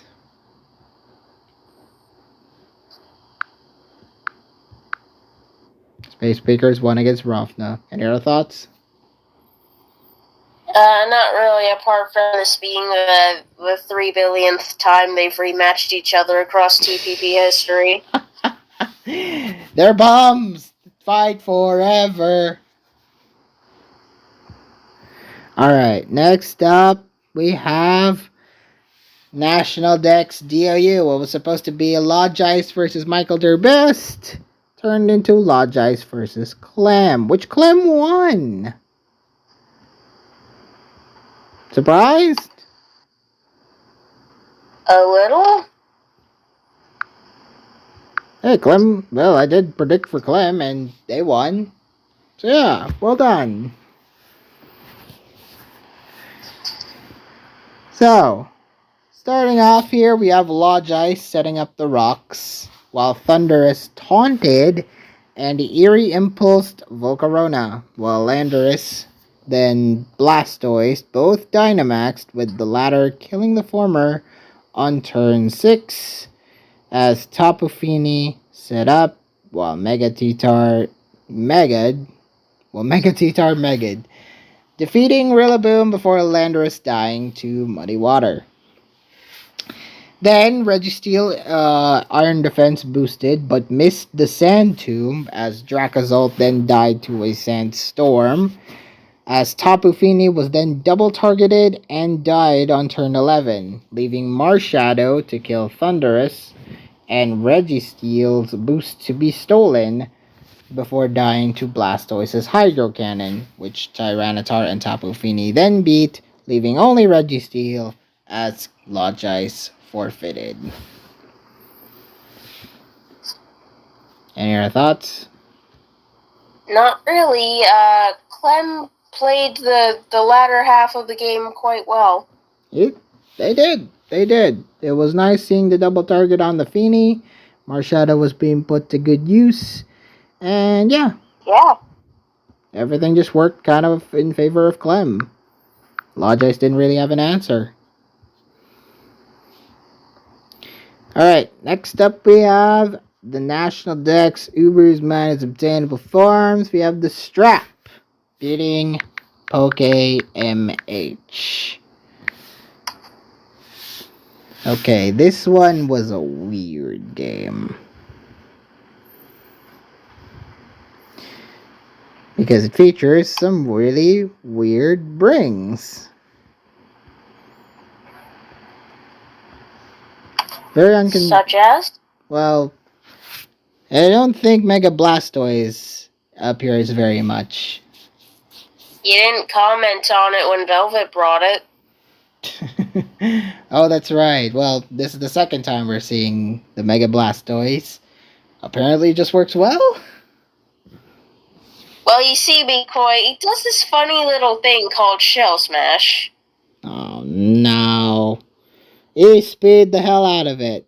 E-speed to get the hell out of Dodge. See, it does this funny little thing called Shell Smash, and now that it's also in a format where it can use other items, it can also use like Sash or White Herb. White Herb or leftovers. Whatever else. I wasn't thinking that. We're thinking the reliable lefties. Okay, so... And just a reminder that its ability is Mega Launcher. Groudon walls it, okay? No, it doesn't. I know it doesn't. It's got Ice Beam. It's got Probably just, I was actually thinking it probably just dies to, like, an Aura Sphere or Dark Pulse or something. Yeah. Well, we aren't starting off... What? Wait, does it learn those, or am I just confusing it with Clawitzer? No, it learns those. I have a Blastoise that does that. Oh yeah, it learns that. It learns Aura Sphere. Does it learn Dragon Pulse? It does! It's basically... Wow, it does everything Clawitzer does and better! Yeah, it's just a better Clawitzer in Ubers. So, Mega Diancie was then brought to Sash level, as Calyrex then encored the normal Arceus Dark 2 E-Speed, losing to its Shadow Claw on turn 7, before Mega Rayquaza killed Arceus and brought Calyrex to Sash level, while Xerneas then Geomancy to beat Arceus on turn 13 before Groudon Rock Polish to outspeed it and beat it. So, Mega Rayquaza then D-danced and dodged the Groudon Stone Edge to beat it, sweeping with Dragon Ascent the rest for Ska Solo, aka the Strap Boy, to win. Any other thoughts? Not really. Very well played game from Strap. There were a couple of lucky moments, but it was just a well played game. Alright, next up we have Shared Power Randbats. JJ09 Lee versus Fragments. It was a 3-game set. Game 1 didn't fare too good for JJ. Now did it? It did not. So, Cleavor defeated Arbok while Pyroar missed the Fire Blast on Bramblegast on turn 6. Pyroar can never hit anything. Just Pyroar just never should not carry Fire Blast. Give it Heat Wave or something. I don't know. Then give it no guard. Give it no guard. Give it the zoom lens even. So isn't doing anything with its other abilities. Yeah. Surledge then Terra Ghosted before getting critted by the Slitherwing on turn 10 before killing it while being anchored by Illumise, who lost to Hariyama on turn 18, leading to Ceruledge killing Mismagius as Bastiodon. I love Bastiodon. It's terrifying to be burned by the Rotom, but it don't matter. Killing it on turn 23, only to lose to Pyroar as JJ forfeits. I do not love Bastiodon anymore. How rude. Damn Byron. Damn you, Byron. Anyway, next up is Game 2. We saw the Cyclizar subbing up, leaving Fezandipity to Terra Dark and use Beat Up, only for Jirachi to paralyze Necrozma on turn 11, whilst Ogerpon was also paralyzed on turn 15, crit killing the latter with an Iron Head, a nasty one at that, before dying to Roaring Moon, whom Alamomola burned, dying to its own burn on turn 21. Then Iron Treads Terra Dragon, surviving Iron Boulders, the close combat attempt, while Dialga activated Necrozma's weakness policy on turn 30, missing the Fire Blast before losing to its Earthquake. JJ could just not catch a break with these Fire Blast misses. So, Necrozma lost to Porygon Z, while Fezandipity poisoned Balamomola before dying to said Porygon Z on turn 38. The fact that Tri-Attack just outright killed when it had nearly 60% of its health. Scary Tri-Attack. Mikoi, I don't know if you've noticed, but the amalgamation of JJ's abilities here is disgusting.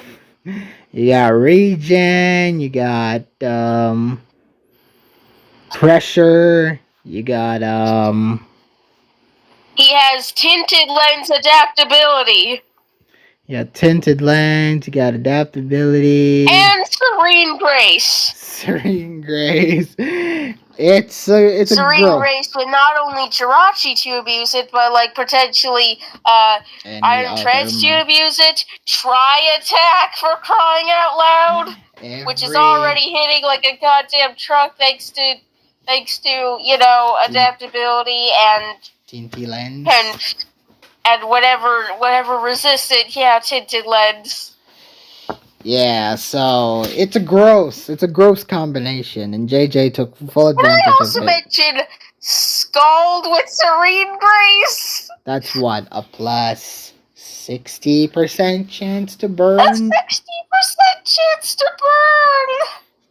burn! It's very gross, okay? It's a gross thing. Like, I was watching through this game and thinking, damn, JJ's getting, like, every status, and then I realized, oh, right, that he has Serene Grace. He has everything. He's got everything.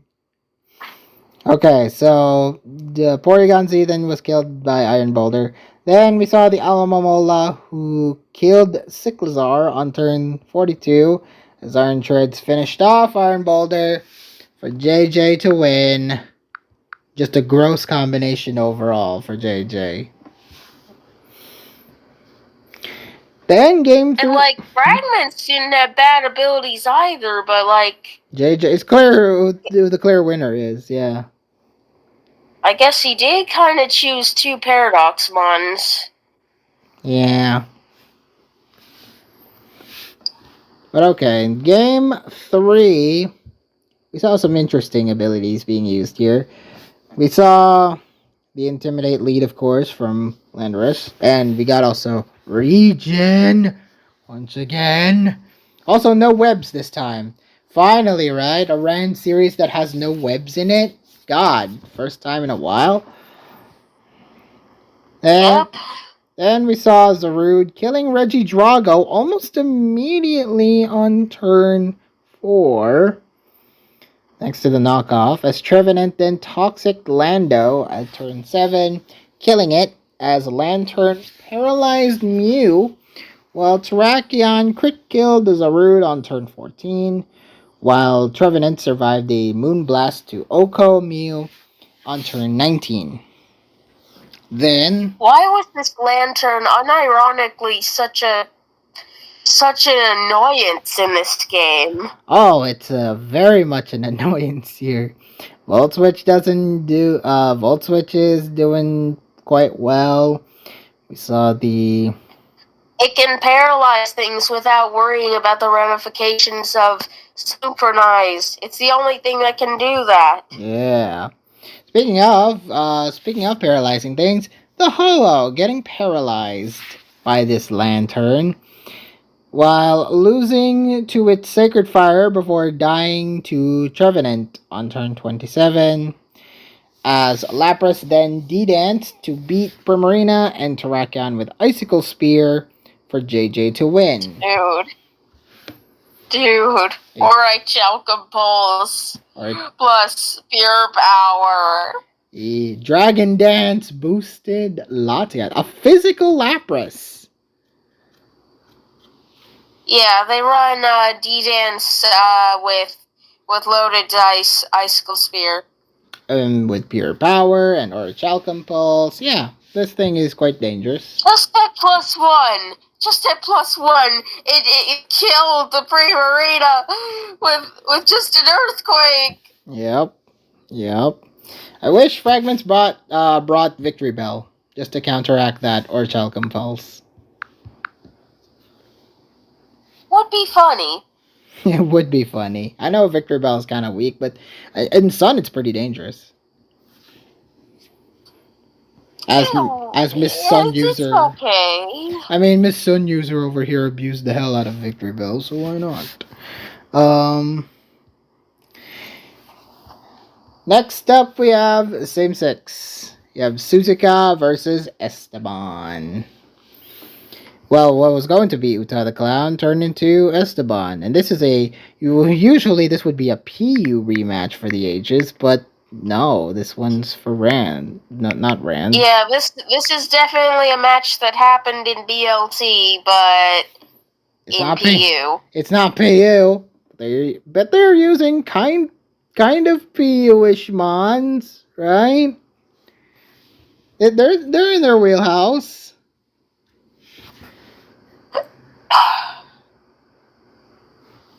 I said kinda. I know there's a Slowking Galar, which is not definitely a PU. I know there's a Deoxys that isn't usually a PU.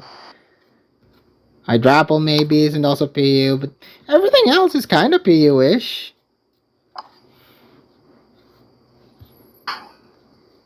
Right? Right, I guess so. Alright, so we saw some really interesting sets here. First of all, we have Natural Gift Raichu. I guess half the team is lower tier stuff. First of all, we had Natural Gift Raichu killing Hydrapple early on. Then paralyzed Deoxys before dying to it, as Hydrapple on Esteban's side killed it afterwards with Draco Meteor. Friggin' Deoxys defense, more like Deoxys crap. What is that? Meowstic then swapped abilities afterwards. We got the, what was it? The Prankster switching abilities with Infiltrator? Yeah. No. Which Meowstic used? Which? Okay. The prankster one used skill swap, yeah. Yeah, the prankster one used the skill swap, getting infiltrator while the opposing got prankster.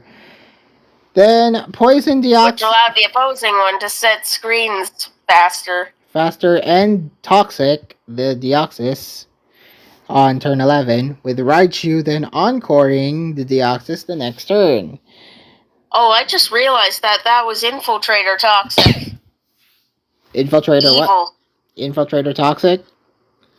Yeah. Oh, that's And you remember what infiltrator does, right? Yeah, it goes through a lot of things. Through sub. Goes through a lot of things, including sub. It's dangerous. It's evil. Well, no, it's like very specifically meant to go through sub. Dustox then... Meaning you can poison through sub. Yep.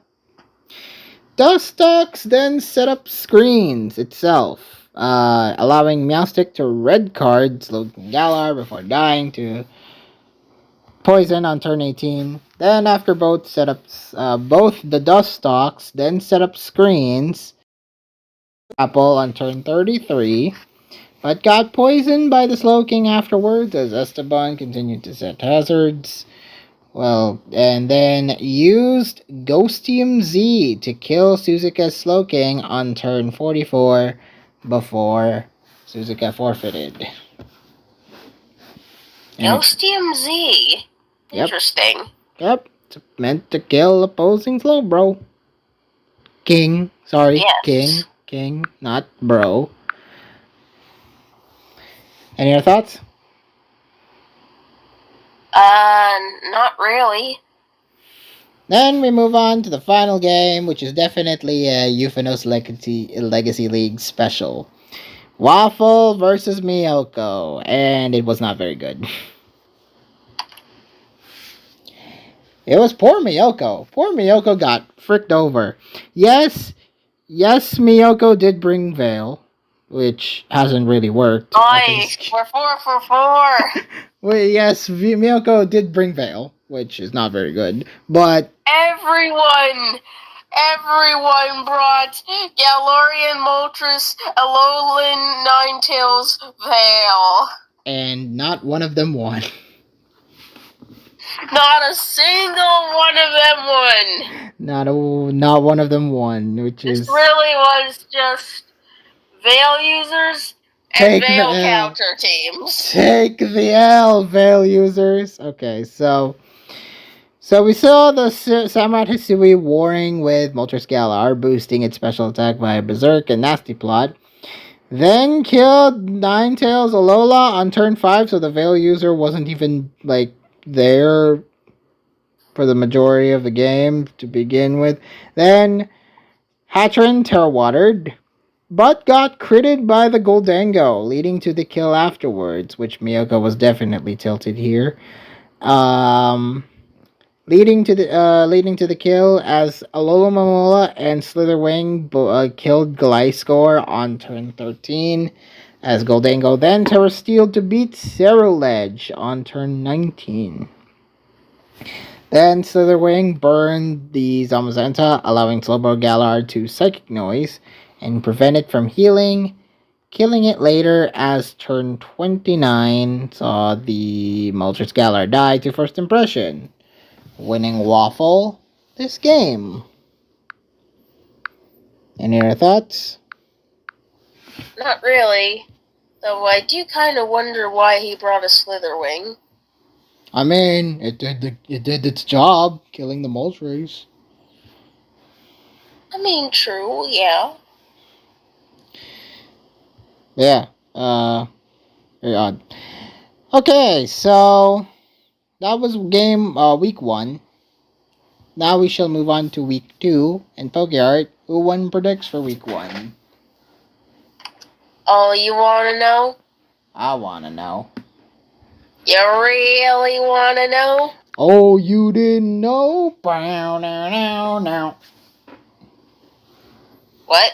That's a reference. Go on. Who won? You need to give a drum roll. Drum roll. Me, lol. Lol. And how many did you get? Well, if you hear how many I get, you're gonna immediately know something else. Okay. You're gonna immediately know you didn't do very good. Okay. I won, getting exactly half. What? I got lower than half? You did. How much? Barely. How many did I get? So I got 12 out of 24, and you got 15 out of 32. Wow, that's like a small margin. Very small, yes. It's a small margin. It's a small price to pay. And how many did Pick do? 10 out of 32. Yeah, at least a bait Pick. Serves you right for all those BLT mishaps that I did. Alright. Like, bro, I think that's less than 1/3. That is less than 1/3. Alright. Yeah, that's a 31% or something. Barely a 31%. Yeah. Pick did terrible. Well, will it be successful here as we move on to week 2? As you can see, the matchups remain the same, and this week's Mystery OU is Type Chain, a very unique one. As you know, we have Pokemon's primary typing must be followed by the secondary typing of the following Pokemon. So we have an example here of Not quite. Well, okay. How would you word this? You kind of said the reverse of what it is. So it's that the secondary typing needs to be followed by the next Pokemon's primary typing. So, for example, you saw here the Grimmsnarl and the Iron Valiant being paired together because they both share Fairy typing. Well, Grimmsnarl is Dark Fairy and Iron Valiant is Fairy Fighting. That's a type chain. Yeah. And then it goes down the list until you build a team with 6 with that. So, it also monotyping is kind of a double-edged sword because yes, you would be guaranteeing yourself a type chain, but monotyping is terrible. Yeah, you would be setting yourself up for failure because you can actually build legitimate teams with this. There's no need to monotype. Yeah, there is legitimate uses for these. Also, some types would be pretty straight up impossible. Like Ghost. Yeah. Fire. Bring Scrappy Mons against ghosts.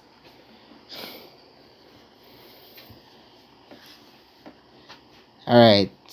So first matchup here we have the Slugmas versus the Slowbros. So many S alliterations here. Starting off, we have PokeBH. We have Richard Milliplane versus Bobsican. I'm thinking Bob, personally. Yeah, I guess Richard Milliplane might have gotten a little bit of experience, and now hopefully he will start to build a little bit more cautiously, but yeah, considering Bob's performance was against Farden and he took him to 150 games, I'm going with Bob. Yeah, I think Bob had some better building, to be honest. Oh, he's well supported. He's definitely going to be well supported here. So who does Pick say? Richard. Alright, so next up we have Cam of Chaos. Akira versus Splodge. Both won last week. I'm going Akira. Yeah, same here. Like, Akira looked more impressive against Class than Splodge did against Kinetic, so I think Akira wins here. Does Pick agree? Pick agrees. Alright, Stab and Mega, we see the Jungler versus Velcroc. Okay, Pokeheart. So, did the Junglers win against Yoru impress you?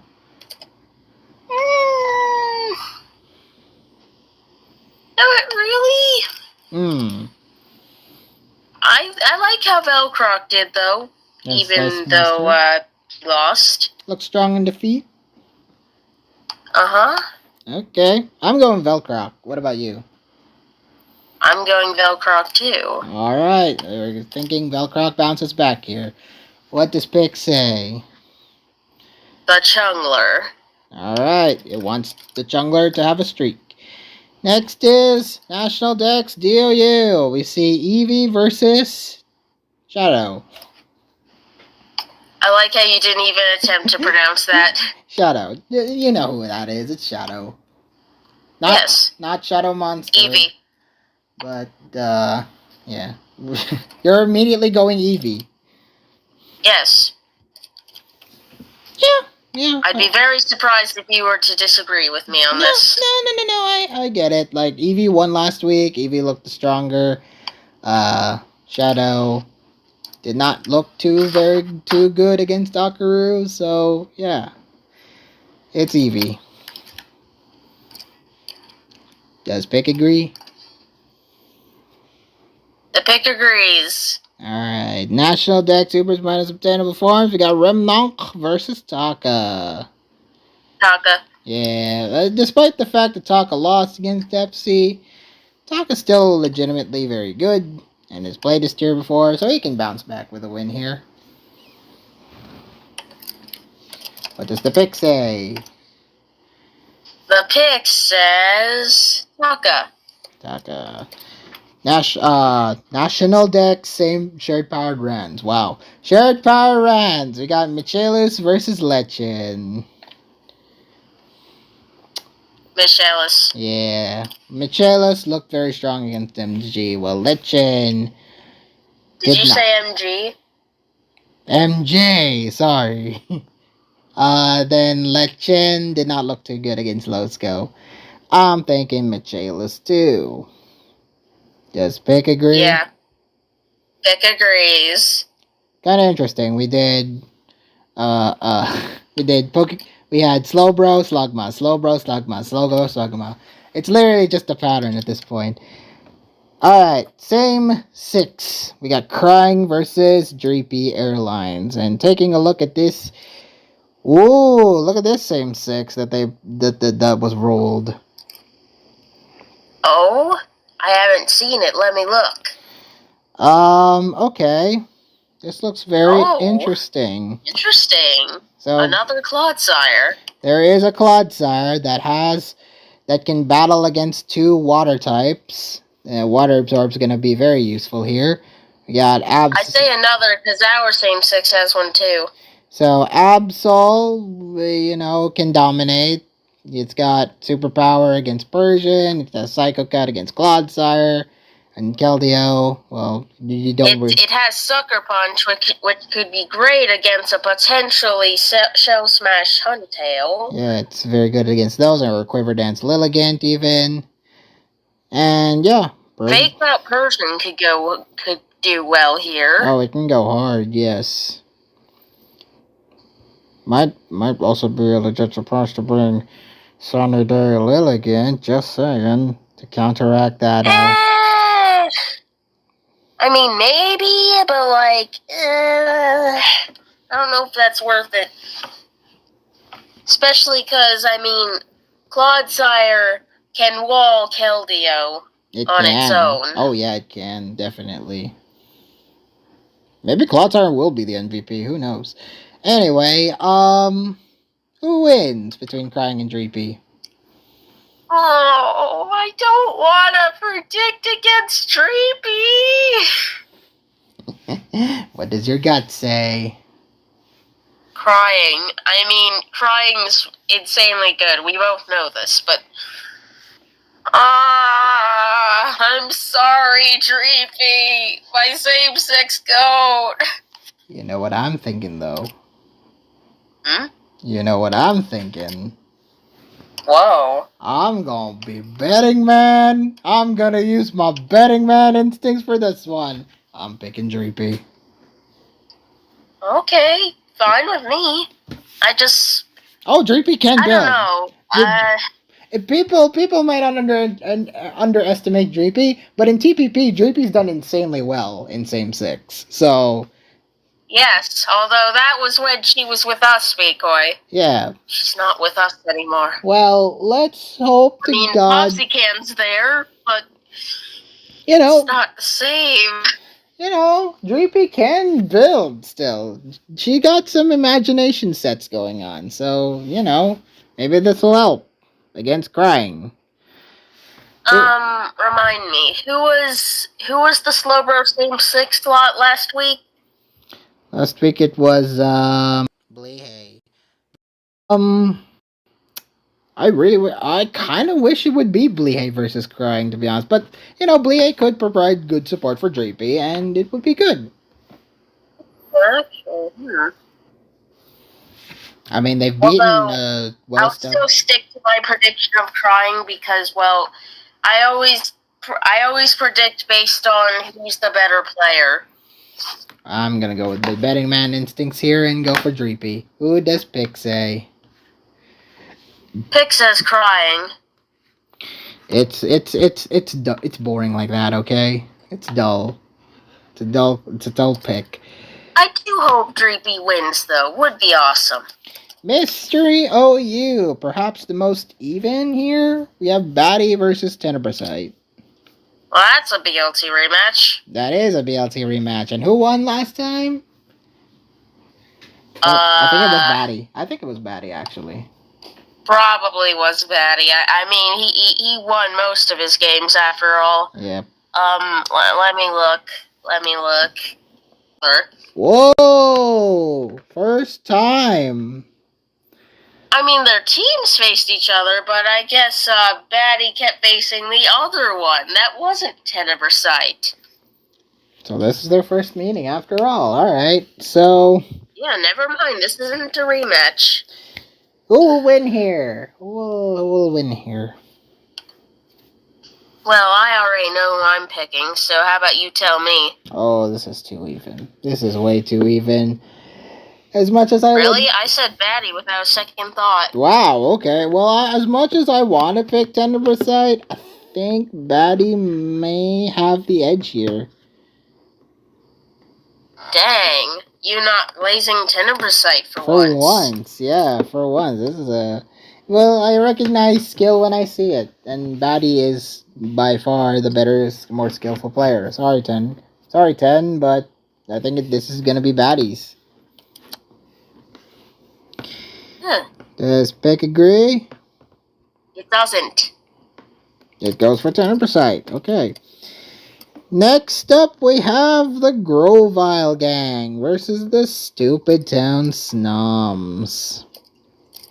Oh, God. Rough week, too, for them, to be honest. Oh, God. For the Groviles, I mean. Oh, God. Even the matchup between the mascots is bad enough. Double week to a Snom? Yikes. Alright. Poke BH. Brain Damage Haver versus TTT Tech. TTT Tech. Yep, TTT Tech. I don't have confidence in Brain doing well here for Poke BH. Who would? I mean, his name is Brain Damage Haver. He may actually use Busted Mons. He actually has free reign to use Busted Mons for once. But I don't think it's going to be enough against TTT Tech. Yeah, who does Pick say? It says Brain. Can't move Chaos. And I'd say it says that because it has brain damage itself, but I think I make that joke every time it picks Brain, so meh. You did. Alright, next up is Camove Chaos. Banded Body Press versus the Sui region, which may have already happened. Yeah, it already happened, and I don't know who actually won. So, I'm going to say THR won.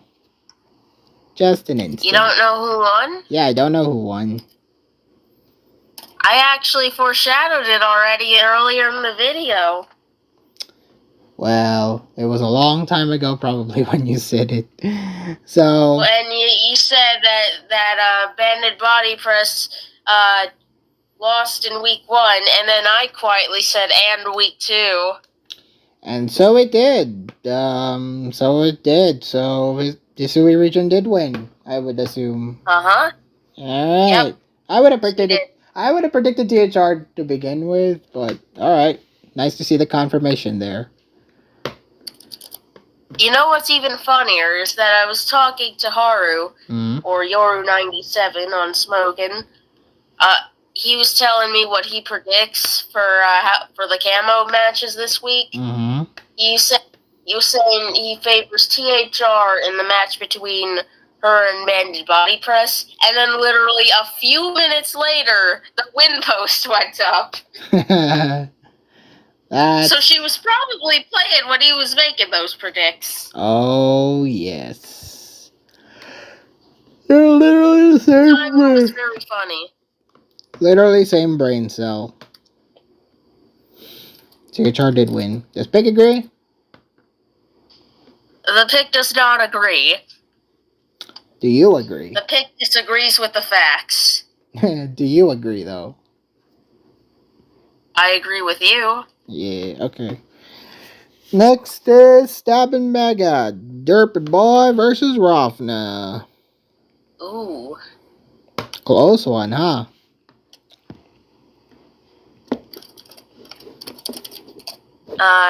Yeah, I'm not totally sure on this.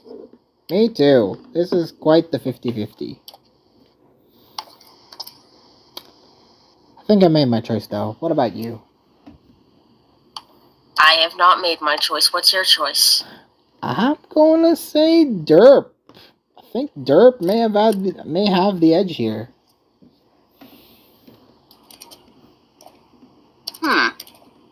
Interesting.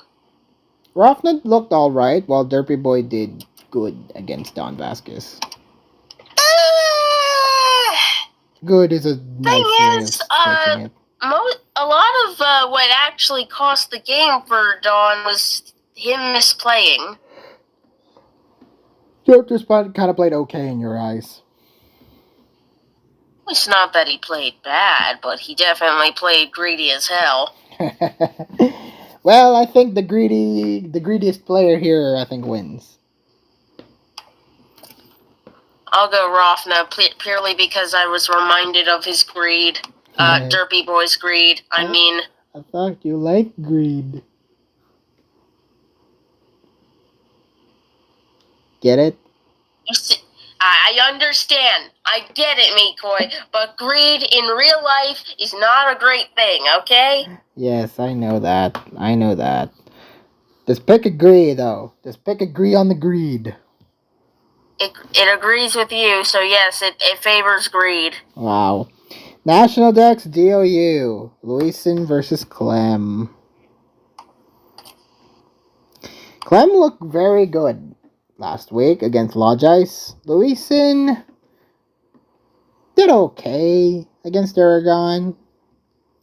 Look, I think he kind of just lost on matchup. Yeah. He did okay, though. Aragon's goated, but okay. I don't think Luisin could have won that. Yeah. Well, do you stand with your boy this week? I, of course, I stand with my boy. So you're going with Luisin. I'm going with Clem, just on the nature of them winning last week. They did very, very well. So, yeah.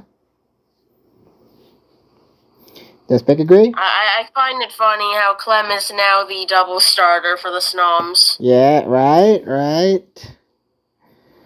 Does Pick agree? I guess they could no longer force Michael into it. No. Does Pick agree? The Pick agrees with you. Clem. Alright, National Dex Super Smash obtainable forms. We got Latiasite versus Pokem.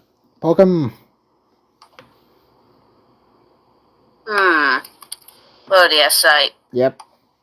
I knew you were going to say that, because I agree. Latiasite looked great last week, and it's going to look great here. Does Pick agree? The pick says PokeMH. Alright, next up is shared powered Rands. See what I told you about last week about Michael and JJ's potentially swapping Rand slots? Oh, here you go. Yes, but I'm not sure if that would have happened if not for a little inner team drama I heard through the grapevine. Yeah, you did bring it up, so it'll be interesting to see how that will develop. But for now, but all right, Michael's back in Rands. Yep, it's in tier. It's a tier that he's well established in, and it's against Zap. Will Michael be able to keep his streak alive of unbeaten in Rands? Well, see, apparently this is a rematch from some tour.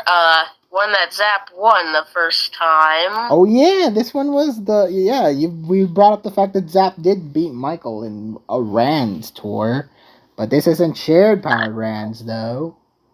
Yeah, I think the thing Zap beat him in was Gen 8. So I'm not entirely sure what tour that was. Probably some weird Rands slam thing. So yeah, I know Euphanos linked me the replays to it.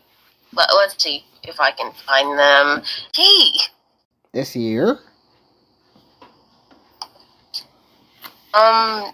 Yes. Wow. It was this year for RBTT. And it's Gen 8 Rands. Well, that isn't Gen 9 Rands, which Michael specializes in. So... Well, yeah, he just specializes in any kind of Rands, really. Yes. But will he win in shared power Rands, of all things? Probably. Oh yeah, he's Michael. He's the number one on the leaderboard.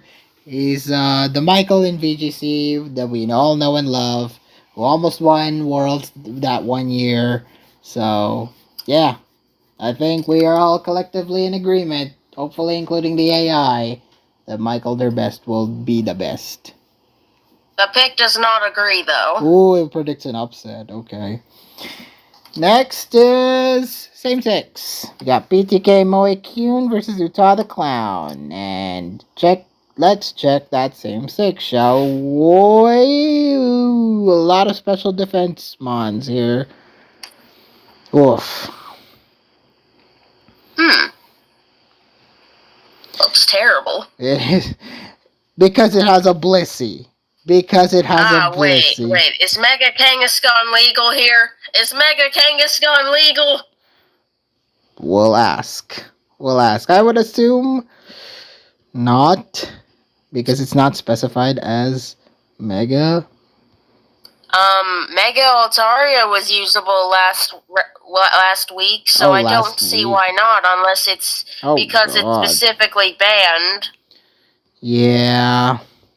Some Megas are specifically banned. I'm not sure if Kangaskhan is one of them. I would think Kangaskhan would be one of them. So, just a lot of special bulk. There's just a lot of special bulk going on between Blissey and Mantine. It's just gonna be a long stall fest, I would think.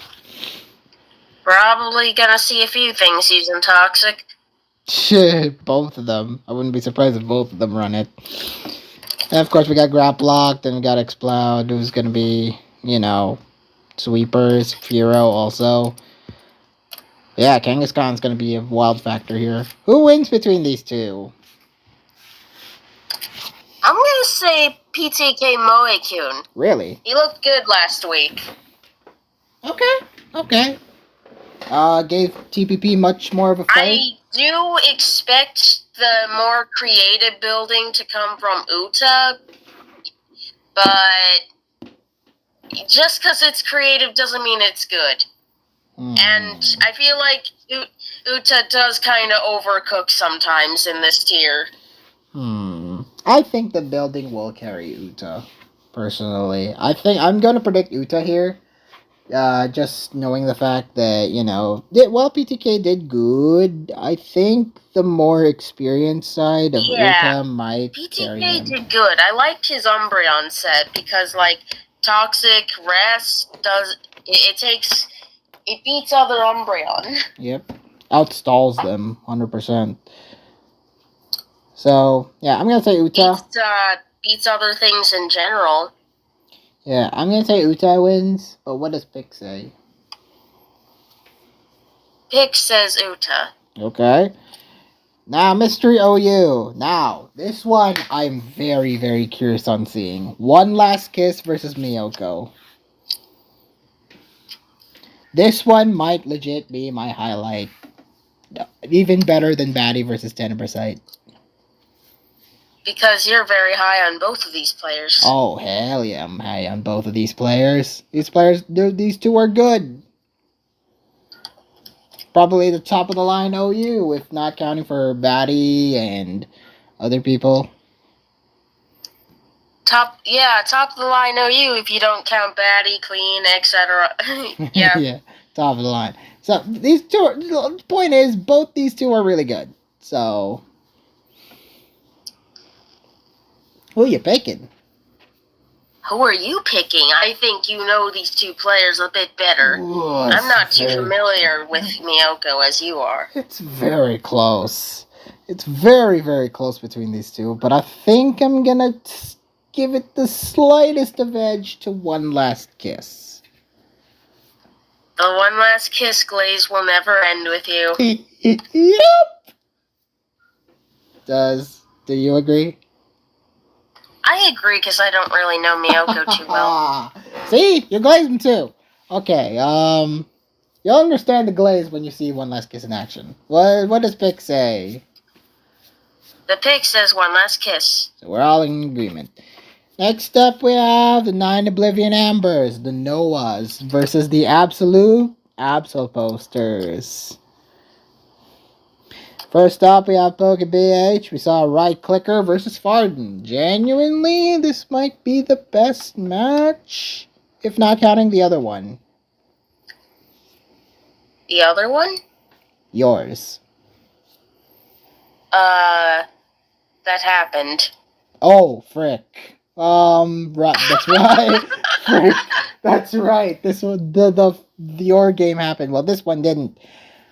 This one, I'm quite curious on these two. Both these players did very good last week.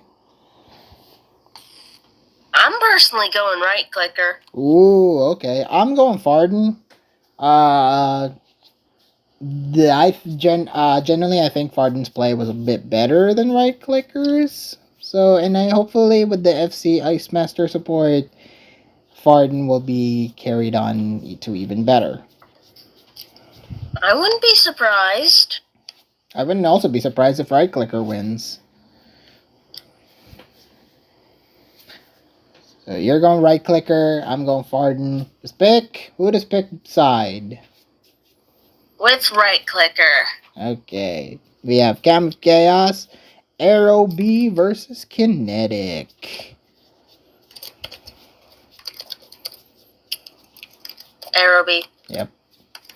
I know you're gonna type Arrow B wins. Arrow B does win. Sorry, Kinetic. Alright, what does Pick say? Arrow B. Okay, we're all in agreement. Stab and Mega. Space Speakers versus Ice Master.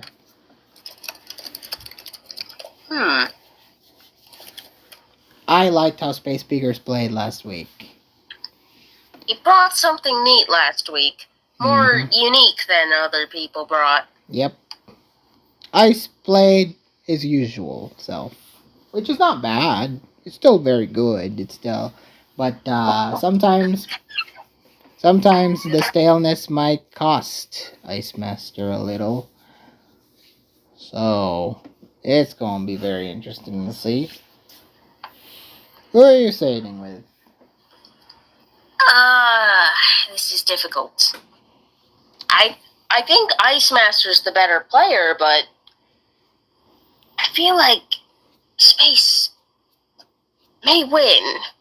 Yep. And probably will win. Yep. Let's not count Space Speakers out. He has a chance of winning here.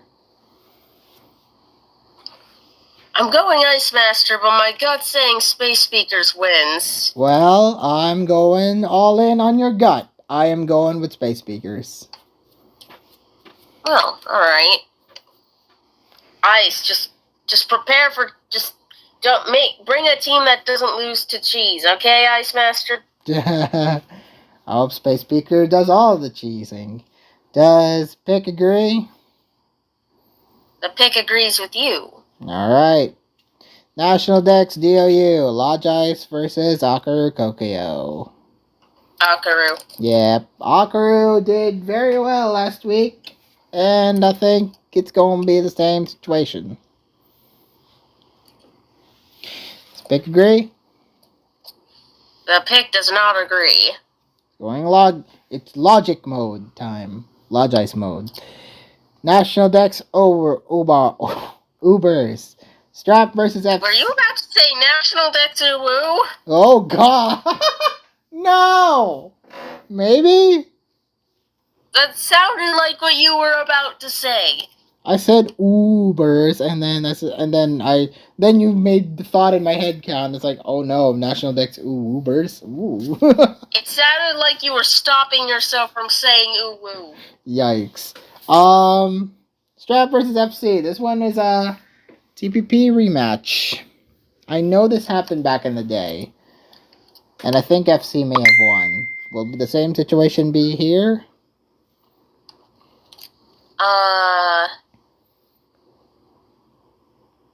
Alright, wait. What would you say this is a rematch of? What? TPP. This one was a past TPP rematch. I couldn't tell you who won last time. I think it was FC. Well, actually, I guess I can check. 5. Not the previous one, though. Okay. Did he battle FC at some point? Surely, right? He won. Ooh. Both times! Whoa. The Strap is the only one who has beaten FC back then, huh? Okay. I never said that. Well, he has beaten FC twice. He won twice. Interesting. Who wins?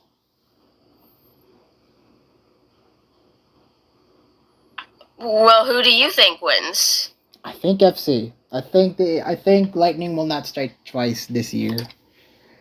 More like 3 times because he beat him twice. Do you agree? I agree, though. Yeah. Yeah. Does Pick agree? The pick agrees. We're all FCing. Shirt card Randats. We got Losco versus Fragments. Losco. Sorry, Frags. You're facing off against the GOAT. Losco. Does Pick agree? The pick agrees. And we got same 6. We got Suzuka versus Hacker. 2 players who lost last week. Let's take a look at that same 6, shall we? Oh. Oh, God. Oh, my God. Oh, my God. We're seeing a lot of hyper offense. Oh? Look at it. Oh. It's gross. Gross hyper offense. This is a good same 6. I guess. You got Archeops lead. You got Iron Moth doing its thing. Lucaseios being, well, actually, I'm sorry, what did you just call it? I don't know if Lucaseios is actually, like, good here. Maybe it could do a Swords Dance. Why are you calling it that? I know it's a meme. It was a meme back in the day, okay? It was a meme back in the day where Smash players called this thing Lucaseios. Why? Ask people back in 2009. Manetric could be great. Ogrepon is of course Ogrepon, and Zamazenta is the only thing that's bulky. Actually, maybe Lucaseios can beat this thing. I don't know. I don't like how you keep calling it that. Actually, Lucaseios can beat. It can beat Archeops. It can beat Iron Moth. Electric. It just needs that Swords Dance Earthquake combo. It's good. Anyway, is Mega Lucario legal? Is Mega Manectric legal? Yes, we literally saw it last week. Mega Lucaseo. Maybe. I don't know. Is it banned in Ubers? National Dex Ubers? I think you mean National Dex OU. Yeah, is it banned there? I don't. If it probably. If it isn't, then that's an option for your Lucaseo. Nah. I doubt it's legal. Yeah, me neither. Use normal Lucaseo. It has steadfast. Sorry, justified. What does pick? Well, what are we saying here between these matchup? What are you saying? Hacker. Okay. Frankly, I think Suzuka showed off a bit more in terms of creative building, but like Hacker's better, probably. Yeah, I think Hacker. Right? I think Hacker may have played it too straight last week, but so I hope there's gonna be more creative builds from them this week. So I'm going Hacker. Bro was so uncreative. His Kartana didn't even run Psycho Cut. Well, hopefully he learns. Hopefully he learns that Same 6 can be pretty wacky, especially when you have a... This looks like an easier Same 6 to work with, so probably. Yeah, because it has Lucaseo. Stop that. Alright, do this pick say. The pick says Suzuka. Alright, bring your Lucaseos. Next up is, say, Mystery OU. Waffle versus Trichotomy. Trichotomy. Yeah, Trichotomy looks stronger than last time. I'm sorry, Waffle. I know you're a fan of the videos, but you did okay against Miyoko. You did kind of get lucky, though. So, Trichotomy. Trichotomy. Does Pick agree? The pick says Waffle, though, because it's waffling. It's waffling. I mean, it likes waffles, so you got at least pick support. So, last but not least, we have the Corvus Square Cultists versus the Limasawa Litwicks. Alright, I'm not predicting anymore. Fear Poke and BH. We got Flam Poke versus Panu, which happened, and Panu won. Yep. I would have predicted Panu. Which is kind of funny, because they scheduled for Thursday, and then next thing I know, Panu is pinging in the server saying he's playing. No, John Panu strikes again. I thought you Not even just a no, John. Bro literally posted on our scheduling channel that he's playing Thursday. It was a bait. It was a jabait. Okay? He lied. He's lying. I thought you kept your players as no Johnner, as Johners, Poke, alright? You did not. Hey, I'm not strictly controlling that. It's just that it's just that 5 of them happened to play on Sunday last week. You should be more strict and keep all your players to Johnning. Well, if we have any disastrous no Johnning, then maybe I will. But so far we haven't, and that's good. Alright, so Panu, I would have picked Panu. Regardless, even though Flampoke did do pretty nicely last week. So, yeah. Would Pick have agreed? The Pick agrees. Next up is Panu, right? I did predict Panu. Okay. Cam of Chaos. Class versus L-Taker. You know, I'll be fair. Considering the fact that Class has beaten L-Taker in the Euphanos Legacy League on more than one occasion, I'm going to be fair for L-Taker. I think he could pull off a good win, and it would be a nice bookended story arc for L-Taker here. Pretty sure he lost a banded body press during that tour too, but look what happened. Well, this is against Class, who's beaten him twice. So... And? He could pull off a miracle here and win. Bro, if he can win against Araby like he did last year, like the GOAT he is, he can beat anyone if he locks in. I hope he does lock in. I'm gonna go with Class. How dare you? I literally just said he could beat anyone if he locks in. He's locked in, and you still go Class. I think Class will lock in after the disaster that was last week.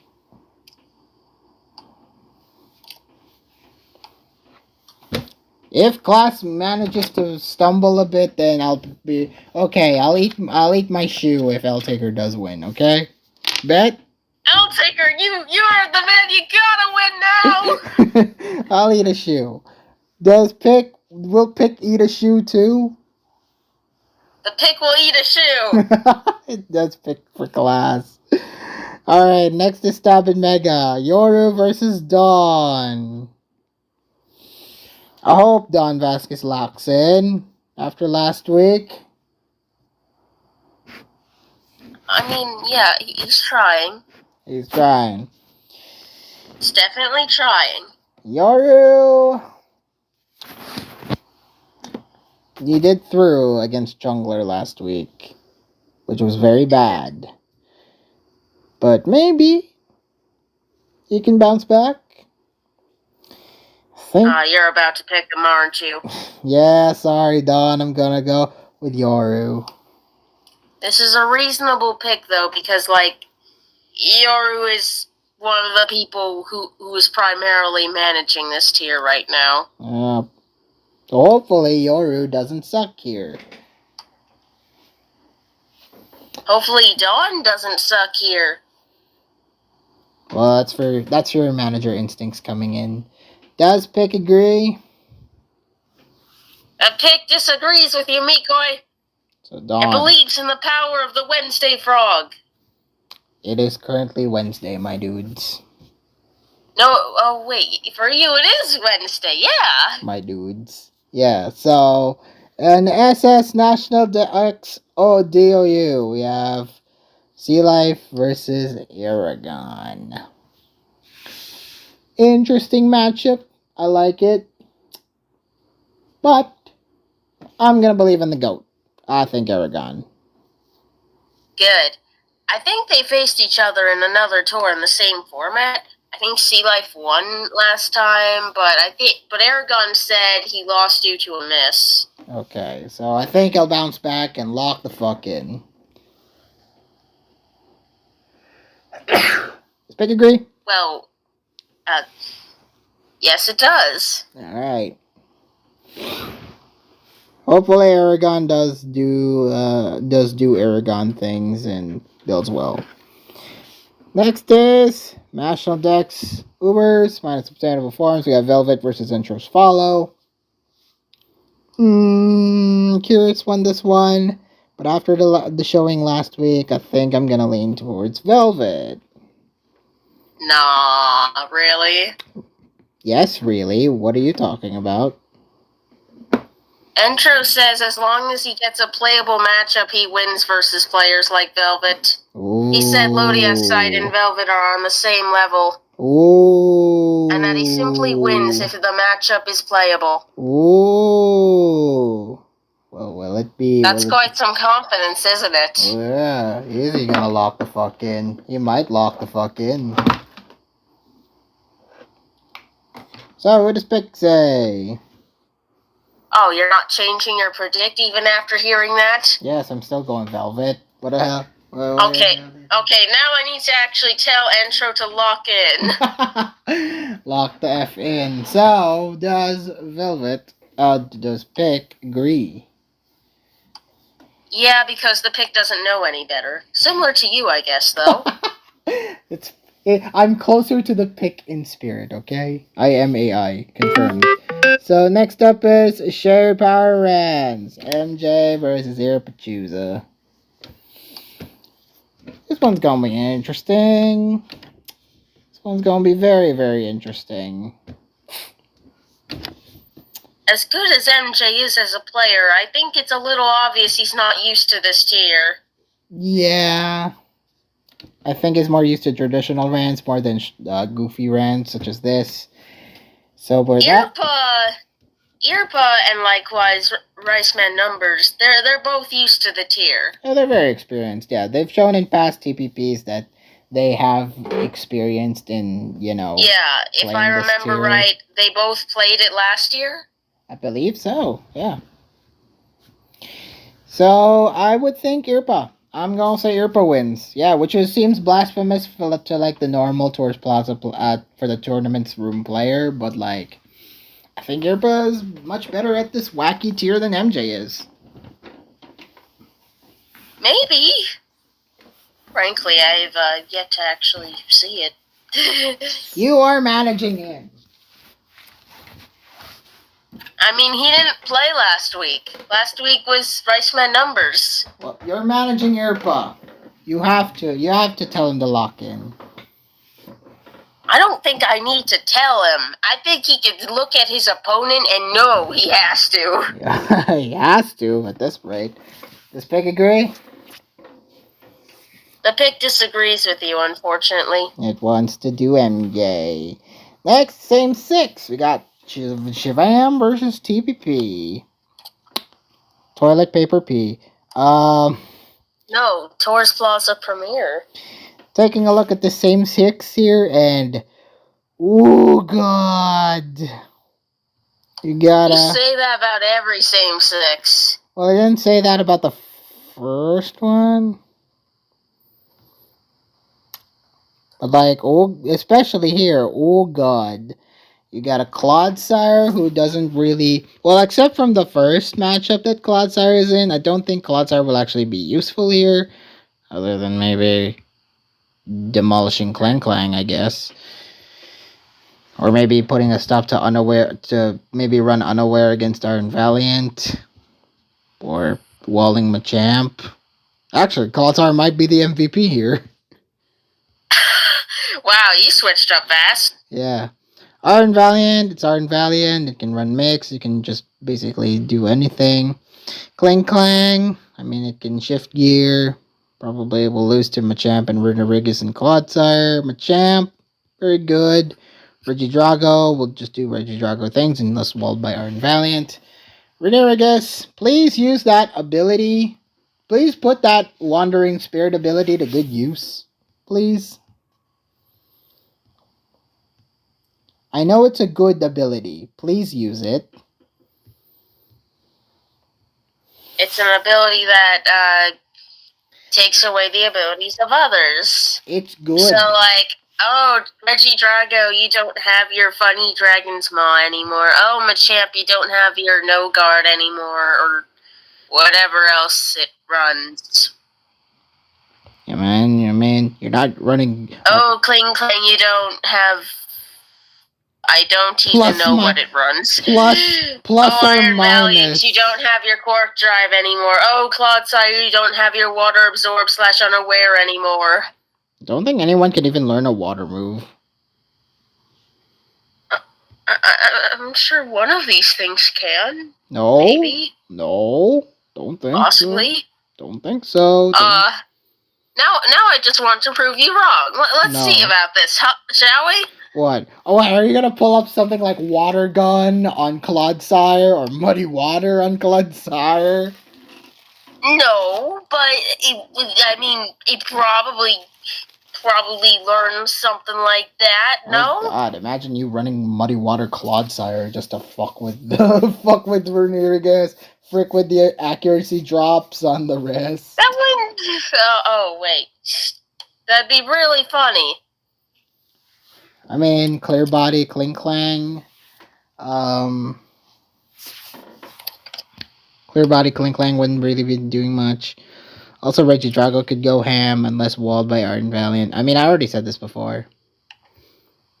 Okay, I'm looking now to see if any of these learn anything. None of these frickers run water moves. Just admit it. I am checking anyways, because I don't believe you. None of these frickers won any good water moves. Except for maybe Clodsire with Muddy Water, but still. Damn, that doesn't... This doesn't... This doesn't... Screw you, Machamp, sir. This doesn't... Iron Valiant learns Liquidation in your face! Would you theoretically have used Liquidation against Regidrago? Or not Regidrago, friggin'... Actually, no. That actually poses a good question here. Would you rather run Liquidation... Bro, Mikoi, Clodsire learns a lot of water moves. I know! Muddy Water, Water Gun. Chilling Water, Hydro Pump, Liquidation, Surf, Waterfall, Muddy Water, Water Pulse. Probably all carried from Wooper. Or Maybe. Quagsire. Or just Quagsire in general. Iron Valiant learns Liquidation, you said? That actually poses a very good question. Would you rather run a Liquidation Iron Valiant to take out Clodsire or Renerigus, or just use it on have Clodsire use Water Absorb and be immune to its Liquidation? I don't know. Anyway, also, I forgot about Clodsire's third ability. Was that regen, Water Absorb, Unaware? Poison Point. Oh yeah, it could. No, hell no, it doesn't have regen. If it did, everyone would be using it. Imagine regen Clodsire. Oh my god, it would be the most broken thing ever. Anyway, we're theorizing. You'd just be stally. Anyway, we're theory-mining at this point. TPP? TPP to win. Yeah, TPP. And for the record, the fact that I pointed out that Iron Valiant learns Liquidation has nothing to do with was actually cooking in our same six kitchen. I was just trying to prove a point to Mikoi. Yeah. We're not gonna be revealing sets, but maybe that could be a good thing you bring. I don't know. Well, anyway, who does Pick say? No, I wasn't even aware of that until I checked just now. Pick. What does Pick say? The pick says Shabam Z. Okay, and we finally got Mystery OU, Avarice versus Clean. So, got annihilated by Batty versus narrowly won to One Last Kiss's Heat team. Yeah, I'm gonna go Clean. I'm gonna go Clean here. There you go. Sorry, Avarice, but I think Clean Cuts will have the Clean Cuts tonight. And cleanly destroy you. Does Pick agree? The Pick agrees. Cleanly. And that's the end of this long discussion on the podcast. I may have lost a ton of brain cells against PokeArt, but that's just the nature of this videos. And also that's because I'm recording this while drunk. No, you're not. I'm just severely hungover. Anyway, thank you all for watching. You didn't have any alcohol today. I did not. I wish, but I feel like I have. I feel like I went through like 6 gallons today. Anyway, thank you all so much. If you did, you'd be dead. Thank you all for watching. Please like this video, leave a comment, subscribe, click that notification bell so you wouldn't miss a video once it comes out. And we'll see you next time for more predicts, more recap, and more bullshit. That's Mikoi here, signing out. I'm tired. Good night. Good night.